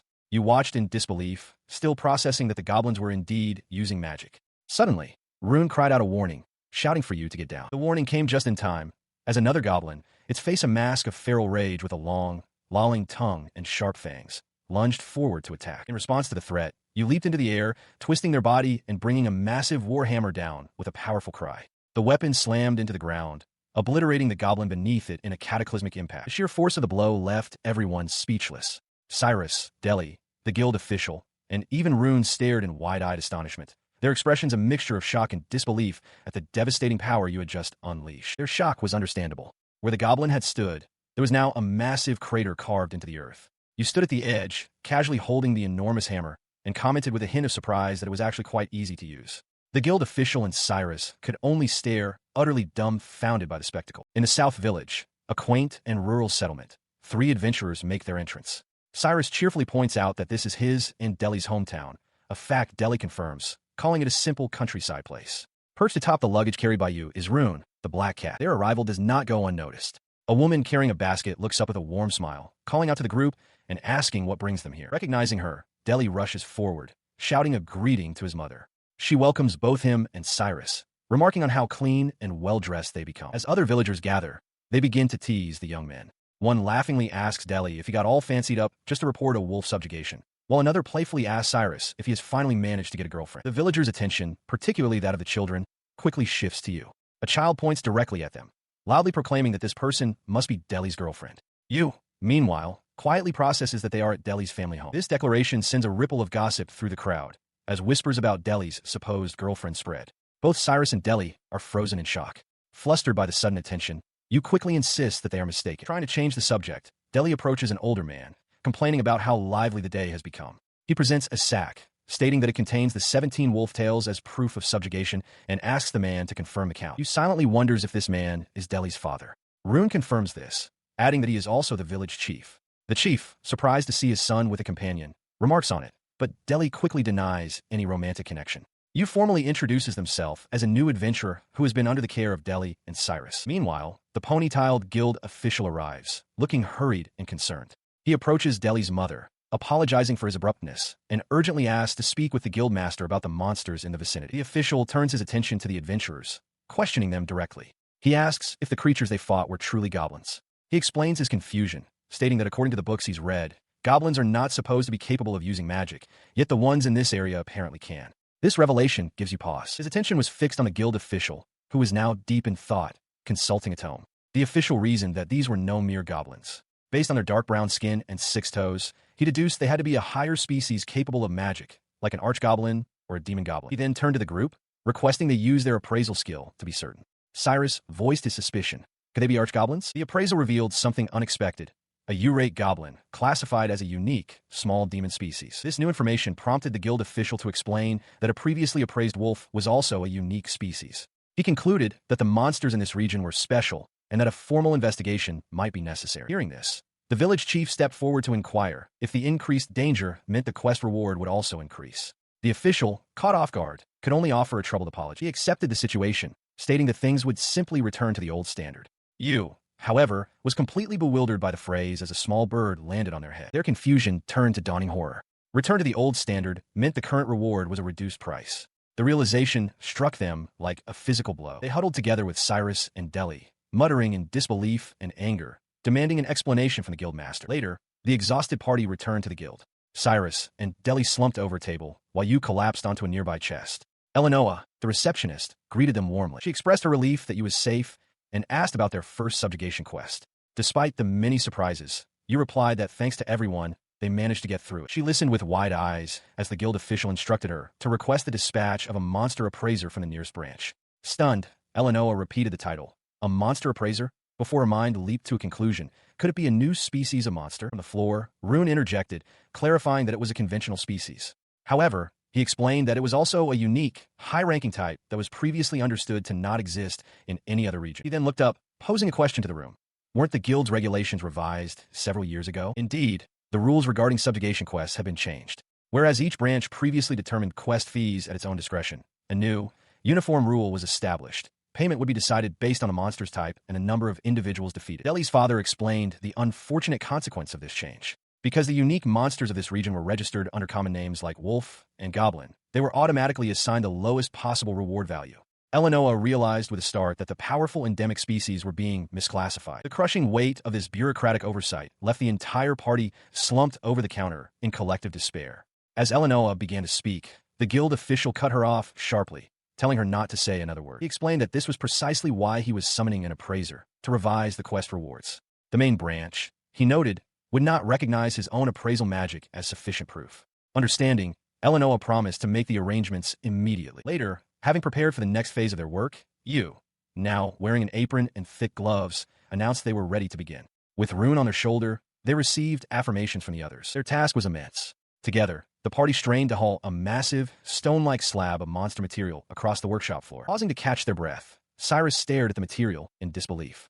"It's crazy that all of this actually fit inside," he remarked. Beside him, Deli could only manage a weary sound of agreement. To manage such a large haul, special magic tools are required. Commonly known as compression bags, these items possess the ability to hold roughly 10 times their apparent volume. These particular bags, essential items for any adventurer, had been discovered during a major cleanup, buried and forgotten at the bottom of a refuse pile. Now, they are put to good use as Deli, Cyrus, and you work tirelessly, processing the mountain of monster materials. Working alongside them, a female adventurer scrapes clean a large pelt. She reflects on their grim reality. The low pay for material collection quests meant they couldn't properly process them, creating a vicious cycle. It was a negative loop that left them covered in blood and filth, with exhaustion piling up. As she contemplates their situation, Rune the Kate Sith observes that adventurers in this country, including the guild master, rarely venture to other regions. He muses that veterans from elsewhere would think differently about these monster types. With a flick of his tail, he announces it's time to begin drying the pelts. Following his instruction, the clean pelts are hung up to dry. The female adventurer looks them over, noting that while standard wolf materials fetch a low price, these might be worth a bit more now that they've been so thoroughly cleaned. The quality is undeniable. The furs sparkle as they dry. As she runs her hand over the soft material, a realization dawns on her. If these were sold not as monster parts, but as high-quality fur, their value would be immense. Their hard work complete, the four adventurers stand together, exhausted but proud. The guild official approaches them, asking if they can wait a little longer before selling. He advises against selling them as mere wolf pelts through the guild, stating that until a formal appraisal is complete, that's their only option. However, he suggests a different path. If the guild's main branch were to purchase them directly, it would be a different story entirely. His proposal ignites a spark of understanding in the female adventurer. Her eyes widen as she grasps the implication. If the pelts sell well, they could earn not just the difference in the quest fee, but a substantial profit besides. You, however, simply stares back at the official, a question mark hanging over his head, clearly not following the man's logic. A figure arrives before storefront, their boots stopping on the cobblestone. They seem to have found their destination. As they step inside, a small bell chimes. From the shadows behind a cluttered counter, a woman with long, dark hair greets them with a simple, "Welcome." The visitor, you, explains that they've come on the recommendation of Guild Master Calvin to sell some pelts. The shopkeeper gestures them deeper into the cluttered shop, telling them to come this way for appraisals. She invites you to have a seat and formally introduces herself as Carmine, the proprietor of Carmine's Materials. You, struck by her tall, beautiful appearance, introduces himself as an adventurer. Carmine acknowledges that the guild master sent them and agrees to appraise their items later. Once they are both seated, Carmine insists that you call her by her first name, without any honorifics. She then gets straight to business, asking what items they have brought to sell. You places a large, wrapped bundle on the table between them. As you unfurls the bundle, Carmine's eyes widen in utter disbelief. A brilliant sparkle seems to emanate from the pelts as she stares, completely captivated, wondering what she is looking at. You clarifies that they are wolf pelts, pointing out the main body and the 16 tails. Carmine is stunned, shouting that it's impossible and accusing you of trying to trick her. Her mind races. She considers the potential value, thinking she might be able to get a few silver coins or perhaps even a gold coin. But her composure breaks again as she yells that the size is all wrong for a wolf, her emotions fluctuating wildly. Despite her outburst, she reaches out and runs her hand through the fur. An expression of pure ecstasy crosses her face as she experiences a sensation she's never felt before. You watches, baffled, as Carmine suddenly snaps back to reality, realizing she's getting carried away. Suddenly, a deep, resonant sound echoes from outside. Unfazed, Carmine apologizes for her behavior and points to a different part of the pelt, explaining that this is the tail. 30 minutes later, she finally regained her composure, her face still flushed as she apologized for losing her cool. She immediately turned her professional focus to the pelt, asking what kind of fur it was. You replied that it was from a wolf, but Carmine sharply disagreed, stating that it was not that simple. Sitting across from you, she elaborated that, to be precise, it was the pelt of a demonic beast known in this country as a Zul. Donning a pair of appraisal goggles, she examined the material more closely. The quality was astounding for something that had merely been washed. She wondered aloud if it could be a new subspecies, a possibility you acknowledged was not yet confirmed. Her professional curiosity turned to desperate desire. She declared her intent to buy it, but admitted she lacked the funds on hand. In a sudden outburst, she begged you to lend her just one pelt for appraisal, promising to have the money ready in 5 days. She frantically asked if the remaining 16 pelts were of the same incredible quality, leaving you breathless. Meanwhile, at another location, Shannon burst through the door, announcing she was home. At a dinner table, Cyrus, Deli, and another child sat with Rune and a tabby cat. The child welcomed her back, noting her quick return. As they ate, Cyrus expressed his admiration for you, who had defeated the golem. The other child agreed, but cautioned against imitating her more reckless side. The tabby cat then changed the subject, mentioning an official announcement about the successful summoning of a hero and a saintess who were being presented to the public. Back at the guild, the pony-tailed official confronted you with a look of utter exasperation, demanding to know why he was only just now being told about a certain matter. At the dinner table, the conversation about the summoning continued. Rune remarked that the event had actually happened over a month ago. The child beside him agreed, finding the timing of the announcement strange. The official, meanwhile, seemed to come to a sudden realization.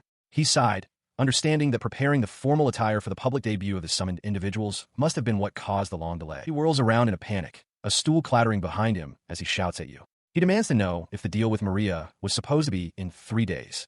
From the doorway, you casually confirms that it is, in fact, today. His frantic outburst is cut short as you, with a sharp glare, tells him to be quiet for a moment. Before the official can respond, Carmine bursts onto the scene with arms outstretched, joyfully shouting a request. The guild official, now with a cigarette in his mouth, mutters her name in exasperation. You, meanwhile, realizes that her reputation as a blowhard is well-deserved. She leans in close, asking you if they still have the pelt she was interested in. You confirms that they do, as Carmine's wide-brimmed hat casually flicks Rune the cat away. With the deal set, you turns to the assembled group of Cyrus, Deli, and Shannon. They announce the terms. Each pelt will be sold for 20 gold coins, for a grand total of 340 gold coins. The staggering price leaves the guild official stammering in disbelief. Carmine, however, leans in close to you, her eyes gleaming as she eagerly confirms the deal, to which you agrees. The reality of the transaction hits them all at once. You, the guild official, Cyrus, and Deli stand frozen, their mouths agape, in collective, wide-eyed shock. The result of their deal materializes, a massive, glittering pile of gold coins, an amount so vast it seems unreal. Deli, Cyrus, and you stare in disbelief at the towering stacks of gold coins before them. Deli, his voice filled with awe, explains that after the guild master's cut, he and Cyrus will each receive 80 coins as their share. He turns to the guild official, gesturing wildly, and asks if it's really all right for them to receive so much. He insists it's only fair, given that they were the ones who subjugated and dismantled the creature. The pony-tailed man calmly clarifies the payment. The remaining 20 coins, he explains, will cover the guild's facility usage fee and contribute to the newly established Kate Sith Fund. This fund is designed to compensate the feline helpers for their assistance on requests. At his word, several Kate Siths eagerly present their bowls for their share. Later, the shopkeeper Carmine explains the source of their immense wealth. She reveals that the pelt of a top-tier poor wolf alone is worth 10 gold coins. However, the one they brought in was a phantom pelt from a poor wolf that was also a demon, making it exceptionally valuable. You examines a small piece of the fur, stunned by the valuation. She gives a confident wink, assuring him that even after she takes her cut, the amount they received is perfectly fair. She compliments you on his discerning eye, telling him he's welcome to come work for her anytime, as she would be happy to have it. Back with his friends, you smiles, reflecting that this way of life is more relaxed and enjoyable. The entire group celebrates their success, praising the guild master's generosity. As they decide to go out together, you feels he's taken one step closer to finding a true home. The day after receiving their reward, the city streets are filled with festive decorations and a bustling crowd. A grand parade is set to begin in the morning, with the main attractions being the celebrated hero and saintess. From a second-story window, the group observes the massive crowd gathering below. Cyrus remarks on the incredible number of people, but you expresses a lack of interest in seeing the parade's main attractions, a sentiment Deli quietly shares. Hearing this, Deli begins to speak about a different kind of hero. He posits that while the term is essential for cultural development, his personal favorite is the hero of irrigation, Suburu, who is the most revered figure in his home village. Cyrus eagerly agrees, adding that the third-generation hero of architecture, Taraji, was also impressive. He excitedly recalls reading stories about him fighting monsters amidst collapsing scaffolding, a tale Delhi confirms he also read about in the archives. The development of the city, from its infrastructure and academics to its food culture, tools, agriculture, fishing, and even entertainment, has always been dependent on the contributions of those known as heroes. This reliance has shaped the hopes of the populace. As they gather, the citizens murmur with anticipation about what the next hero will bring. Perhaps a new recipe, advancements in clothing, or even a leap forward in the field of magical tools that would make their lives more convenient. Historical records, such as the Hero's Directory, confirm a peculiar pattern. It is widely believed that all heroes are, in fact, Japanese. They are summoned with a frequency of about once every few decades, a tradition started by the first king who summoned a hero named Kotetsu to defeat another. You mulls this over. It makes a certain kind of sense. Concepts of morality and even units of measurement in this world are identical to those in Japan. He wonders if this is a deliberate design of the summoning magic, making it easier to call forth people from that specific world. His thoughts are shattered by Shannon, who bursts down the stairs with urgency. She announces that the main party will be arriving soon and urges everyone to hurry. He notes her arrival is earlier than he expected, as Cyrus rushes to finish his meal. She wastes no time, grabbing both her mother, Carmine, and you to pull them along. From a floor below, Delhi shouts up at Cyrus, telling him he's too slow and that they need to go. Moments later, the parade is in full swing. A grand carriage proceeds down the stone street, flanked by royal knights in full armor. The crowds cheer wildly, shouting for the hero and the saintess. From a window overlooking the procession, Delhi points with excitement. He recognizes the mantles worn by the hero and saintess. They were made from the very phantom pelt his party sold. Cyrus waves with glee while Shannon looks on, captivated. You and Rune watch with a more neutral expression. Nearby, Rune remarks on their fine station. Carmine confirms that the client was indeed the royal castle. She adds that turning the pelt into a finished mantle in just 5 days required a hefty express fee, a fact that seems to amuse the cat. You watches the procession thoughtfully and asks about the purpose of the parade. Carmine explains that such formalities are important. After this public introduction, the hero and saintess will tour the villages with the night order. As a bell tolls, Yu's perception shifts. He notices a change in color that seems visible only to him. Elsewhere, a guild official with a long ponytail starts his day with a drink from a large mug. He muses that with the night order deployed, he has no duties today. A wide, satisfied grin spreads across his face as he celebrates the rare chance to relax and drink from the morning on. This relaxed atmosphere extends to a local tavern, where adventurers are gathered for a morning meal. One patron comments that the monsters will likely stay hidden, intimidated by the elite cavalry. Another adventurer at a nearby table wonders aloud if this means the night order will be handling all the threats for them. Inside the guild hall, the ponytailed man listens to a nearby conversation about the knight commander's large, white horse. He internally identifies the creature as a spirit steed, a special breed closely related to demonic beasts. He pours himself a drink, pondering why the commander would patrol on a spirit steed. Such a creature would surely alert demonic beasts, causing them to hide rather than be confronted. The grim implication dawns on him. At a nearby table, Cyrus learns from Delhi that the Night Order has absolutely zero combat experience against demonic beasts. Cyrus shouts in disbelief, realizing that some knights are acting on a misguided sense of duty, having forgotten fear. Delhi is surprised Cyrus was unaware of this. The ponytailed man continues to eat, concluding that while the knights' patrols might seem effective, they are ultimately meaningless. The day after they pass, the demonic beasts simply increase in number. His words catch Cyrus's attention, who clutches his head in dismay. The ponytailed man calmly confirms his fears, telling him to prepare for tomorrow, as there will be plenty of work and no time to spare. At the guild counter, Eleanor has a similar realization. She reflects that she has never once heard a monster subjugation report from the Night Order. Their dispatches always claim the area is peaceful. The following day, she hands a stack of papers to the ponytailed man, informing him that these are the day's requests. He accepts them with a simple acknowledgement. Suddenly, a commotion erupts as Cyrus, Delhi, and their companion burst into the guild hall, shouting and full of energy. Eleanor watches the trio rush off, remarking on their speed. She admits to herself that while she's always had a vague sense of the situation with the knights, she still finds it difficult to fully accept. The ponytailed man addresses the departing adventurers, noting that they're making good time and that the whole party is assembled. Cyrus and Delhi enthusiastically agree, declaring that their full participation is a certainty. He bristles at the new moniker, telling Grina not to call him Golem Slayer. The former guild master, a powerful sorceress, simply replies that she is merely providing back-end support. As they plan, the Kate Sith, led by Rune, eagerly offer their assistance, declaring they can help with collecting materials from the subjugated beasts. The man gratefully accepts their ever-present help. He then lays out the strategy for the entire party. First, they will all subjugate the wolves to the south. Afterwards, they will split into two groups. Grina and the Kate Sith will handle the collection of pelts, while the others continue the hunt. They will all rendezvous near the eastern village once their tasks are complete. Grina, Cyrus, and Delhi all voice their understanding and agreement. With the plan set, the adventurers depart from the town, waved off by Eleanor and other well-wishers.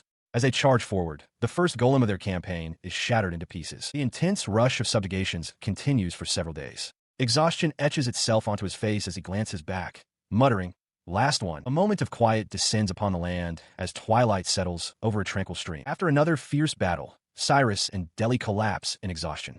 Grina looks on, remarking how pitiful they are and that it's a miracle they're still alive. She agrees with the sentiment of a retired adventurer, whose magic could have turned them to cinders. Catching his breath, Cyrus complains that they should just tell the royal knights their patrols are a meaningless nuisance, suggesting it would be better for the knights' own sense of purpose.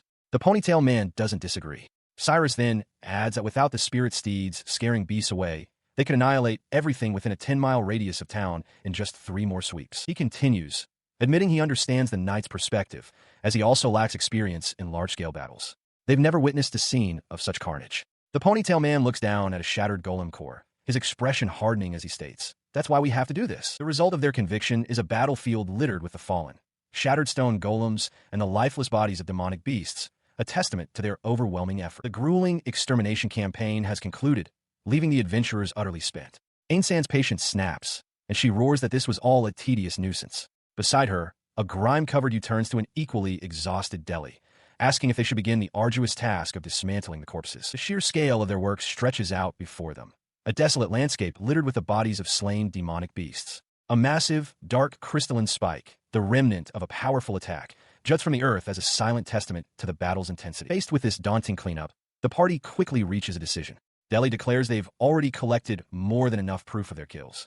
Cyrus agrees, and Ainsan insists it's good enough. With a collective, weary sigh, they decide to simply get their subjugation certificates and finally head home. Meanwhile, in a well-appointed room far from the battlefield, Knight Commander Alexis adjusts his glasses as he gazes out a window. With a cool, dismissive air, he remarks to himself that it's the same old backwater settlement as always. Perched on a high window ledge of a stone building, the black cat, Rune, twitches an ear, his gaze fixed on the street below. He spots the returning adventurers, remarking on how grimy they are after their work. Calling down to them, Rune tells them not to move as he casts a cleaning spell, a splash of water magic erupting to wash them clean. Nearby, the woman known as Ainsan throws her arms wide with a triumphant smile, declaring the job done. She muses that it seems to be a task requiring 2 people and 1 Kate sit. She turns to Rune, offering him jerky as thanks. The cat, however, states that he is in the mood for smoked ham today.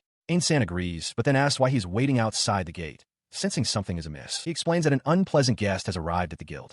He tells her she will understand as soon as she goes inside. Inside, the ponytailed guild official addresses the group of adventurers, informing them that the guild is currently seeking personnel to guide them to where a monster appeared. The adventurers look on in surprise. He continues his complaint to Eleanor at the reception desk, stating that while they would normally have surplus staff on standby for emergencies, he cannot fathom what the guildmaster is thinking. He refuses to let them guide anyone. His tirade is cut short by the arrival of a man named Charlie, a monster appraiser from the Roseflower branch. Charlie greets the official, whom he calls Calvin, noting it has been a while. Calvin looks irritated, demanding to know why Charlie is there without having sent word of his arrival. He nonchalantly dismisses the complaint, questioning the point of sending a letter with the dispatch date in advance. He then produces the very letter, asking Calvin what he's supposed to do with it now. As Calvin tells him not to change the subject, Charlie calmly explains that due to the personnel shortage, he brought along an adventurer party he trusts implicitly. He gestures to a trio of imposing figures, boasting that their presence is worth 100 men. In response, the local adventurers erupt, shouting for him to get out. The local mid-rank adventurers are openly displeased with the arrangement. Enoch points out the party composition is weak, with 2 novices and only 1 D-rank member. Edgar expresses his frustration that the guild master won't even be accompanying them on the subjugation mission. Duke adds with a cynical smirk that this is hardly a situation they can rely on. The ponytailed man, Calvin, cuts through their complaints. Dismissing their chatter as a waste of time, he gets straight to the point, asking if, based on the reports, all the monsters in question are using magic. He continues, confirming the known monster types in the area are wolves, goblins, and golems. He states plainly that these are the only 3, a fact they should already be well aware of. At this, Charlie interjects. He clarifies that his own information is based on the situation from over a decade ago. He questions whether it's truly plausible that nothing has changed in that time, finding it strange that the country would remain so static. His pointed words visibly annoy you, who stands beside him. He adjusts his glasses, his gaze sharp. While acknowledging that there are countless examples of magic using golems, he inwardly questions if these particular golems are truly using magic at all. In response to this skepticism, Duke smirks condescendingly. He challenges Charlie, saying that if there's a way to make rock spears erupt from the ground without magic, he'd love to be taught. He dismisses the appraiser's doubts as a mere excuse for a misjudgment. Nearby, Edgar leans against a wall with his arms crossed, overhearing the exchange. He scoffs, wondering aloud if the entire situation is just a self-staged performance. His comment catches the attention of Ain-san, who looks up from playing with the orphanage children in surprise. Sensing the rising tension, Yu steps forward to address the guild master. He points out that it's getting late and suggests the actual investigation be postponed until the next day. For now, he proposes a simple tour of the facilities should suffice. In the background, Charlie's expression sours with annoyance at the delay. Much later, after finally finishing with the subjugation requests, an exhausted Calvin leans against a wall. He sighs heavily, muttering to himself that tomorrow, and for the foreseeable future, is going to be hell. As Edgar walks by with Rune, he tells Calvin that the day's work is done and he should head to the inn, reminding him that they were the ones who had been summoned. The very next day, Charlie's party, accompanied by the local adventurers, promptly sets out on the subjugation mission.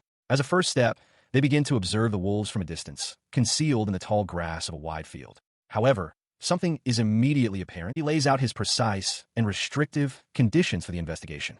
Attacks to the head are forbidden, as the wolves' teeth must be examined. Furthermore, he demands they allow each wolf to use its magic at least once or twice before being defeated.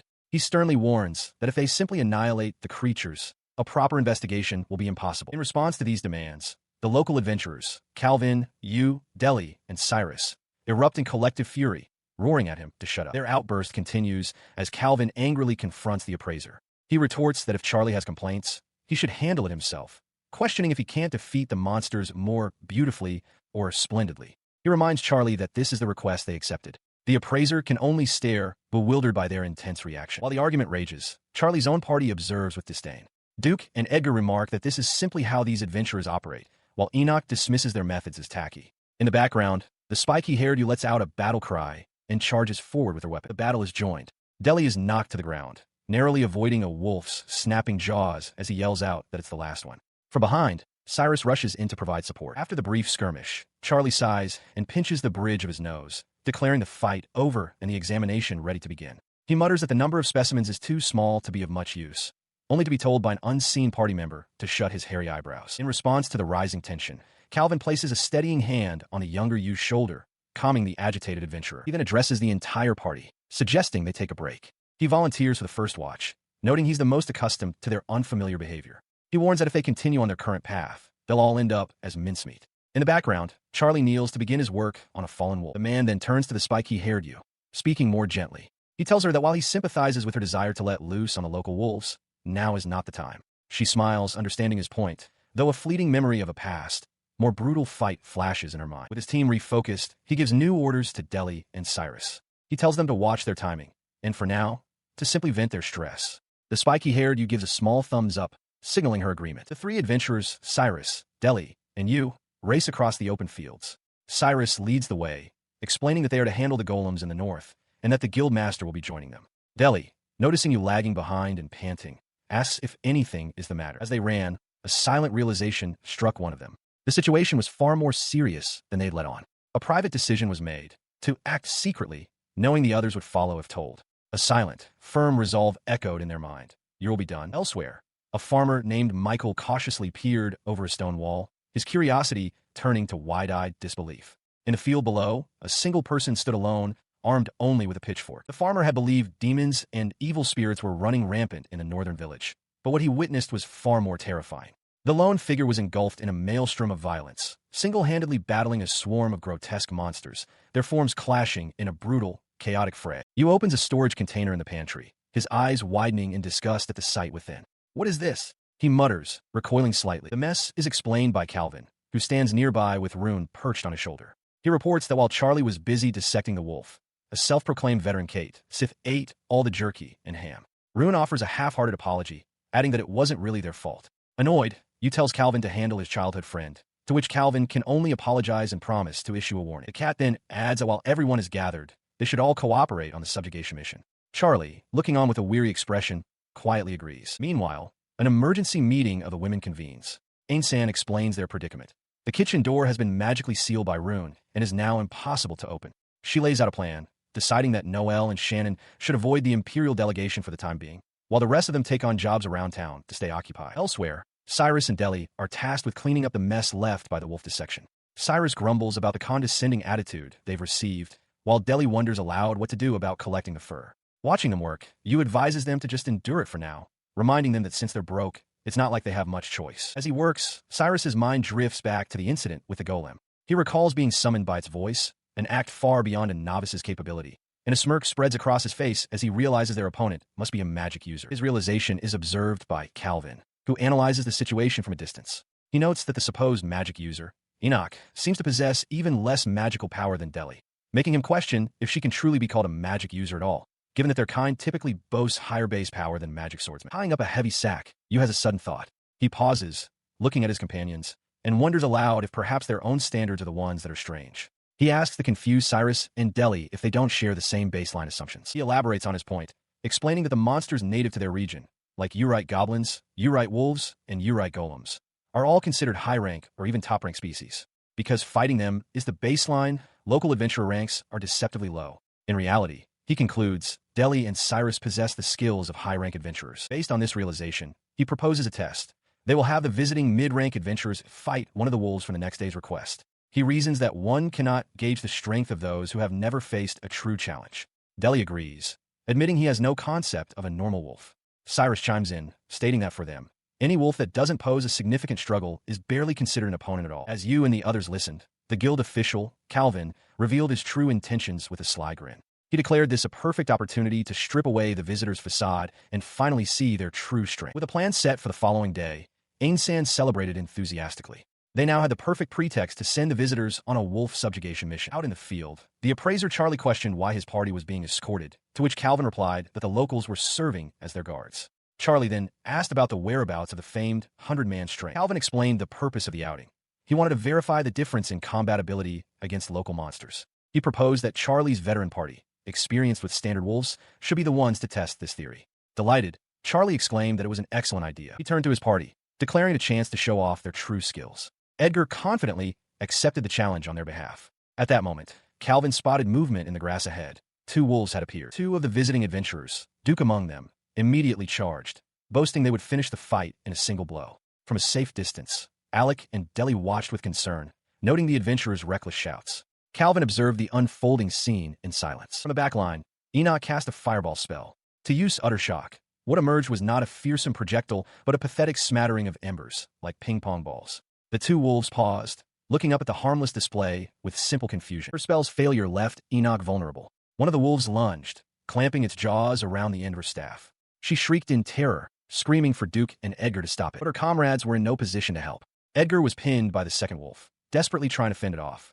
Paralyzed with fear, Enoch wondered what to do. She knew she had to get closer to be effective, but the thought of advancing meant she would be the first to die. Watching the disastrous test from the sidelines, Calvin calmly called out to the guildmaster, who acknowledged his call. Amidst the chaos, Enoch squeezed her eyes shut, trying to concentrate as the local adventurers looked on with grim expressions. With a confident grin, he gave the order. Go, he commanded. In the field below, the adventurer Enoch stood her ground, staff in hand, preparing to face the beast. Her resolve, however, shattered in an instant. The Urite wolf lunged, its jaws wide open, and her face contorted in terror. Just as the fangs were about to connect, a heavy object blurred through the air with immense force. It was the woman known as Big Sis, who had moved with impossible speed. With a single, powerful motion, she slammed her massive pestle-like weapon into the side of the wolf's head, stopping its attack cold and saving the terrified Enoch from certain death. In the midst of the chaos, the woman known as Yu delivers a staggering punch to her companion, Enoch, whose face registers pure shock at the impact. With a powerful grunt, she then demonstrates her raw strength, seizing a wolf-like monster and snapping its spine over her shoulder. For a moment, the creature's very skeleton is visible through its hide before it collapses, lifeless. She turns her attention to another adventurer, ordering Cyrus to retreat to the guild master's location. He acknowledges the command, but flees with such panicked slowness that she mutters in exasperation, "Too slow." His fear is well-founded, as wolves begin to close in on him.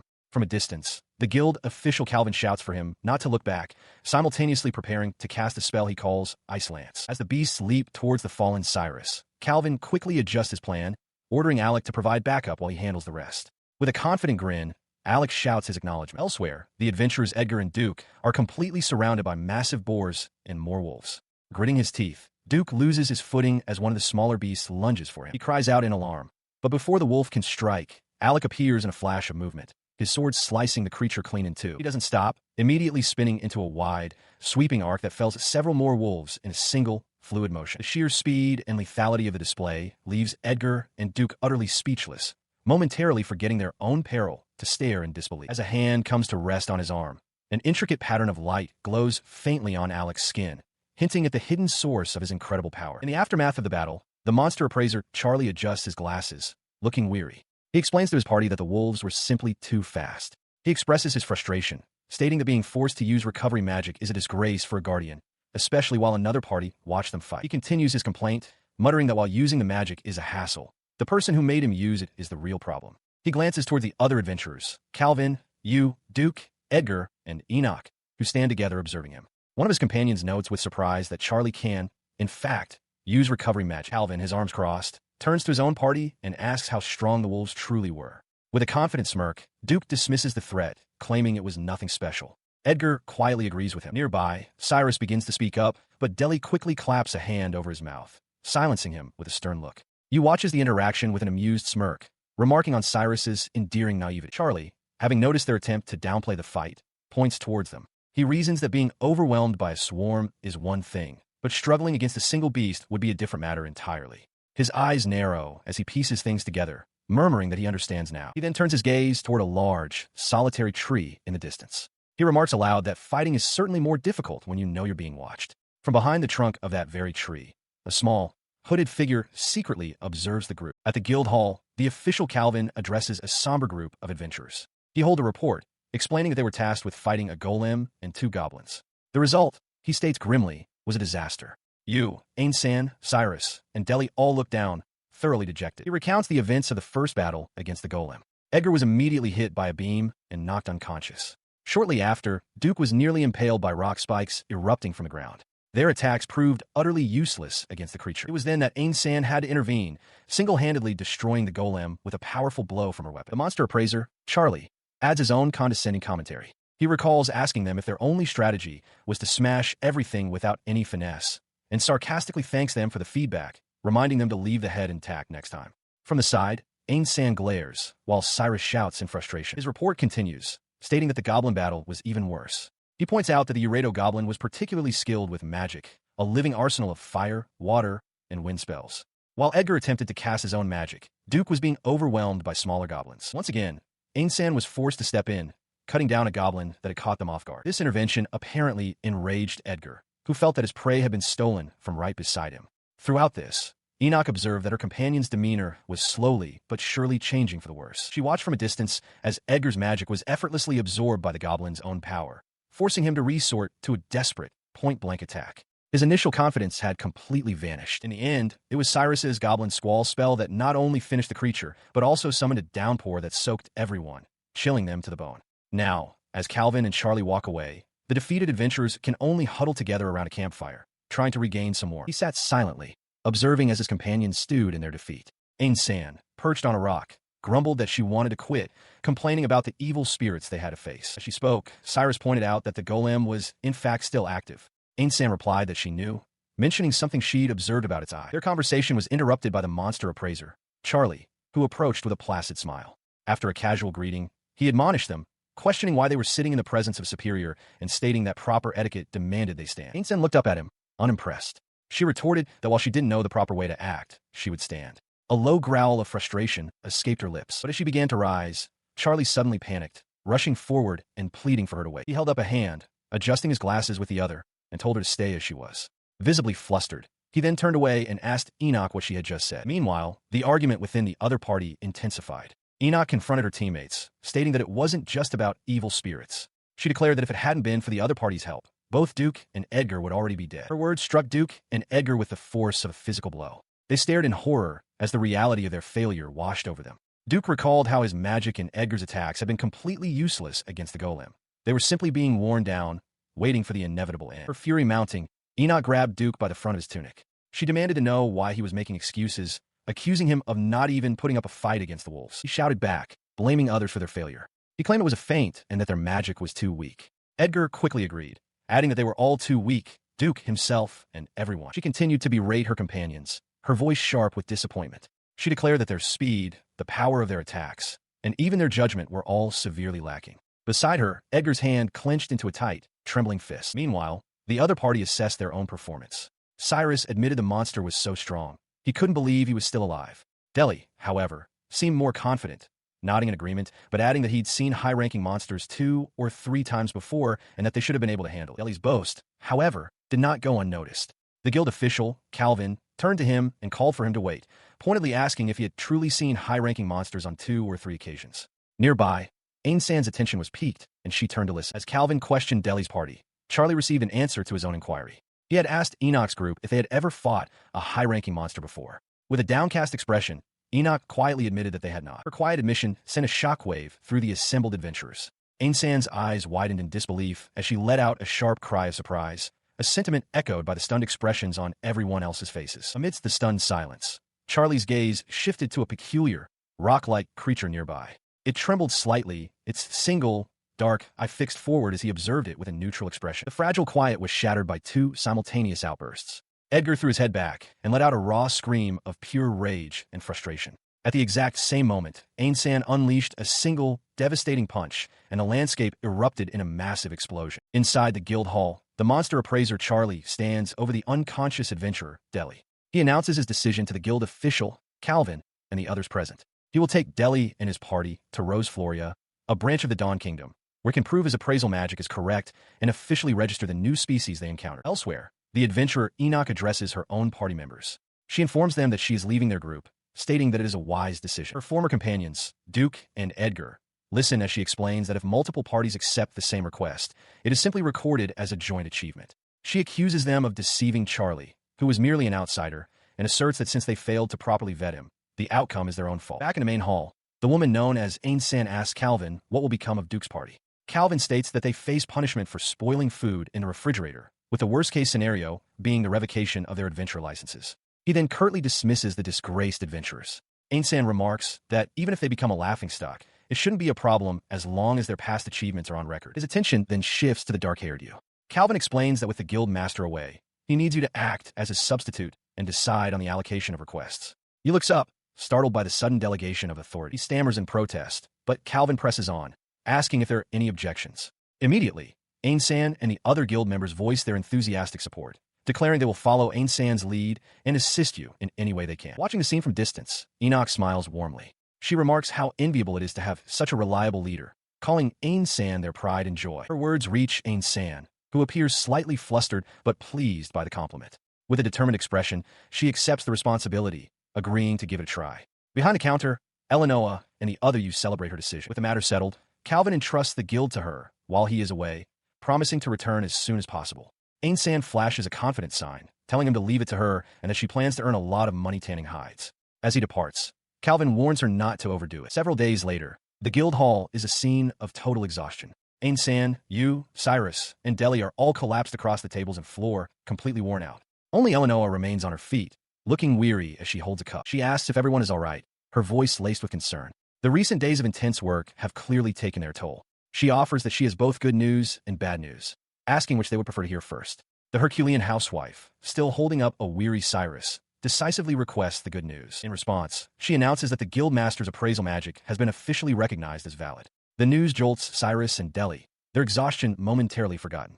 She adds that while the formal procedures will take another 2 to 3 days, it seems they will be able to return home shortly after. She beams with satisfaction, celebrating the successful registration of the new species and the resulting increase in the request fee. Her triumphant mood is cut short, however, when Eleanor quietly prompts her for the bad news. The bad news arrives.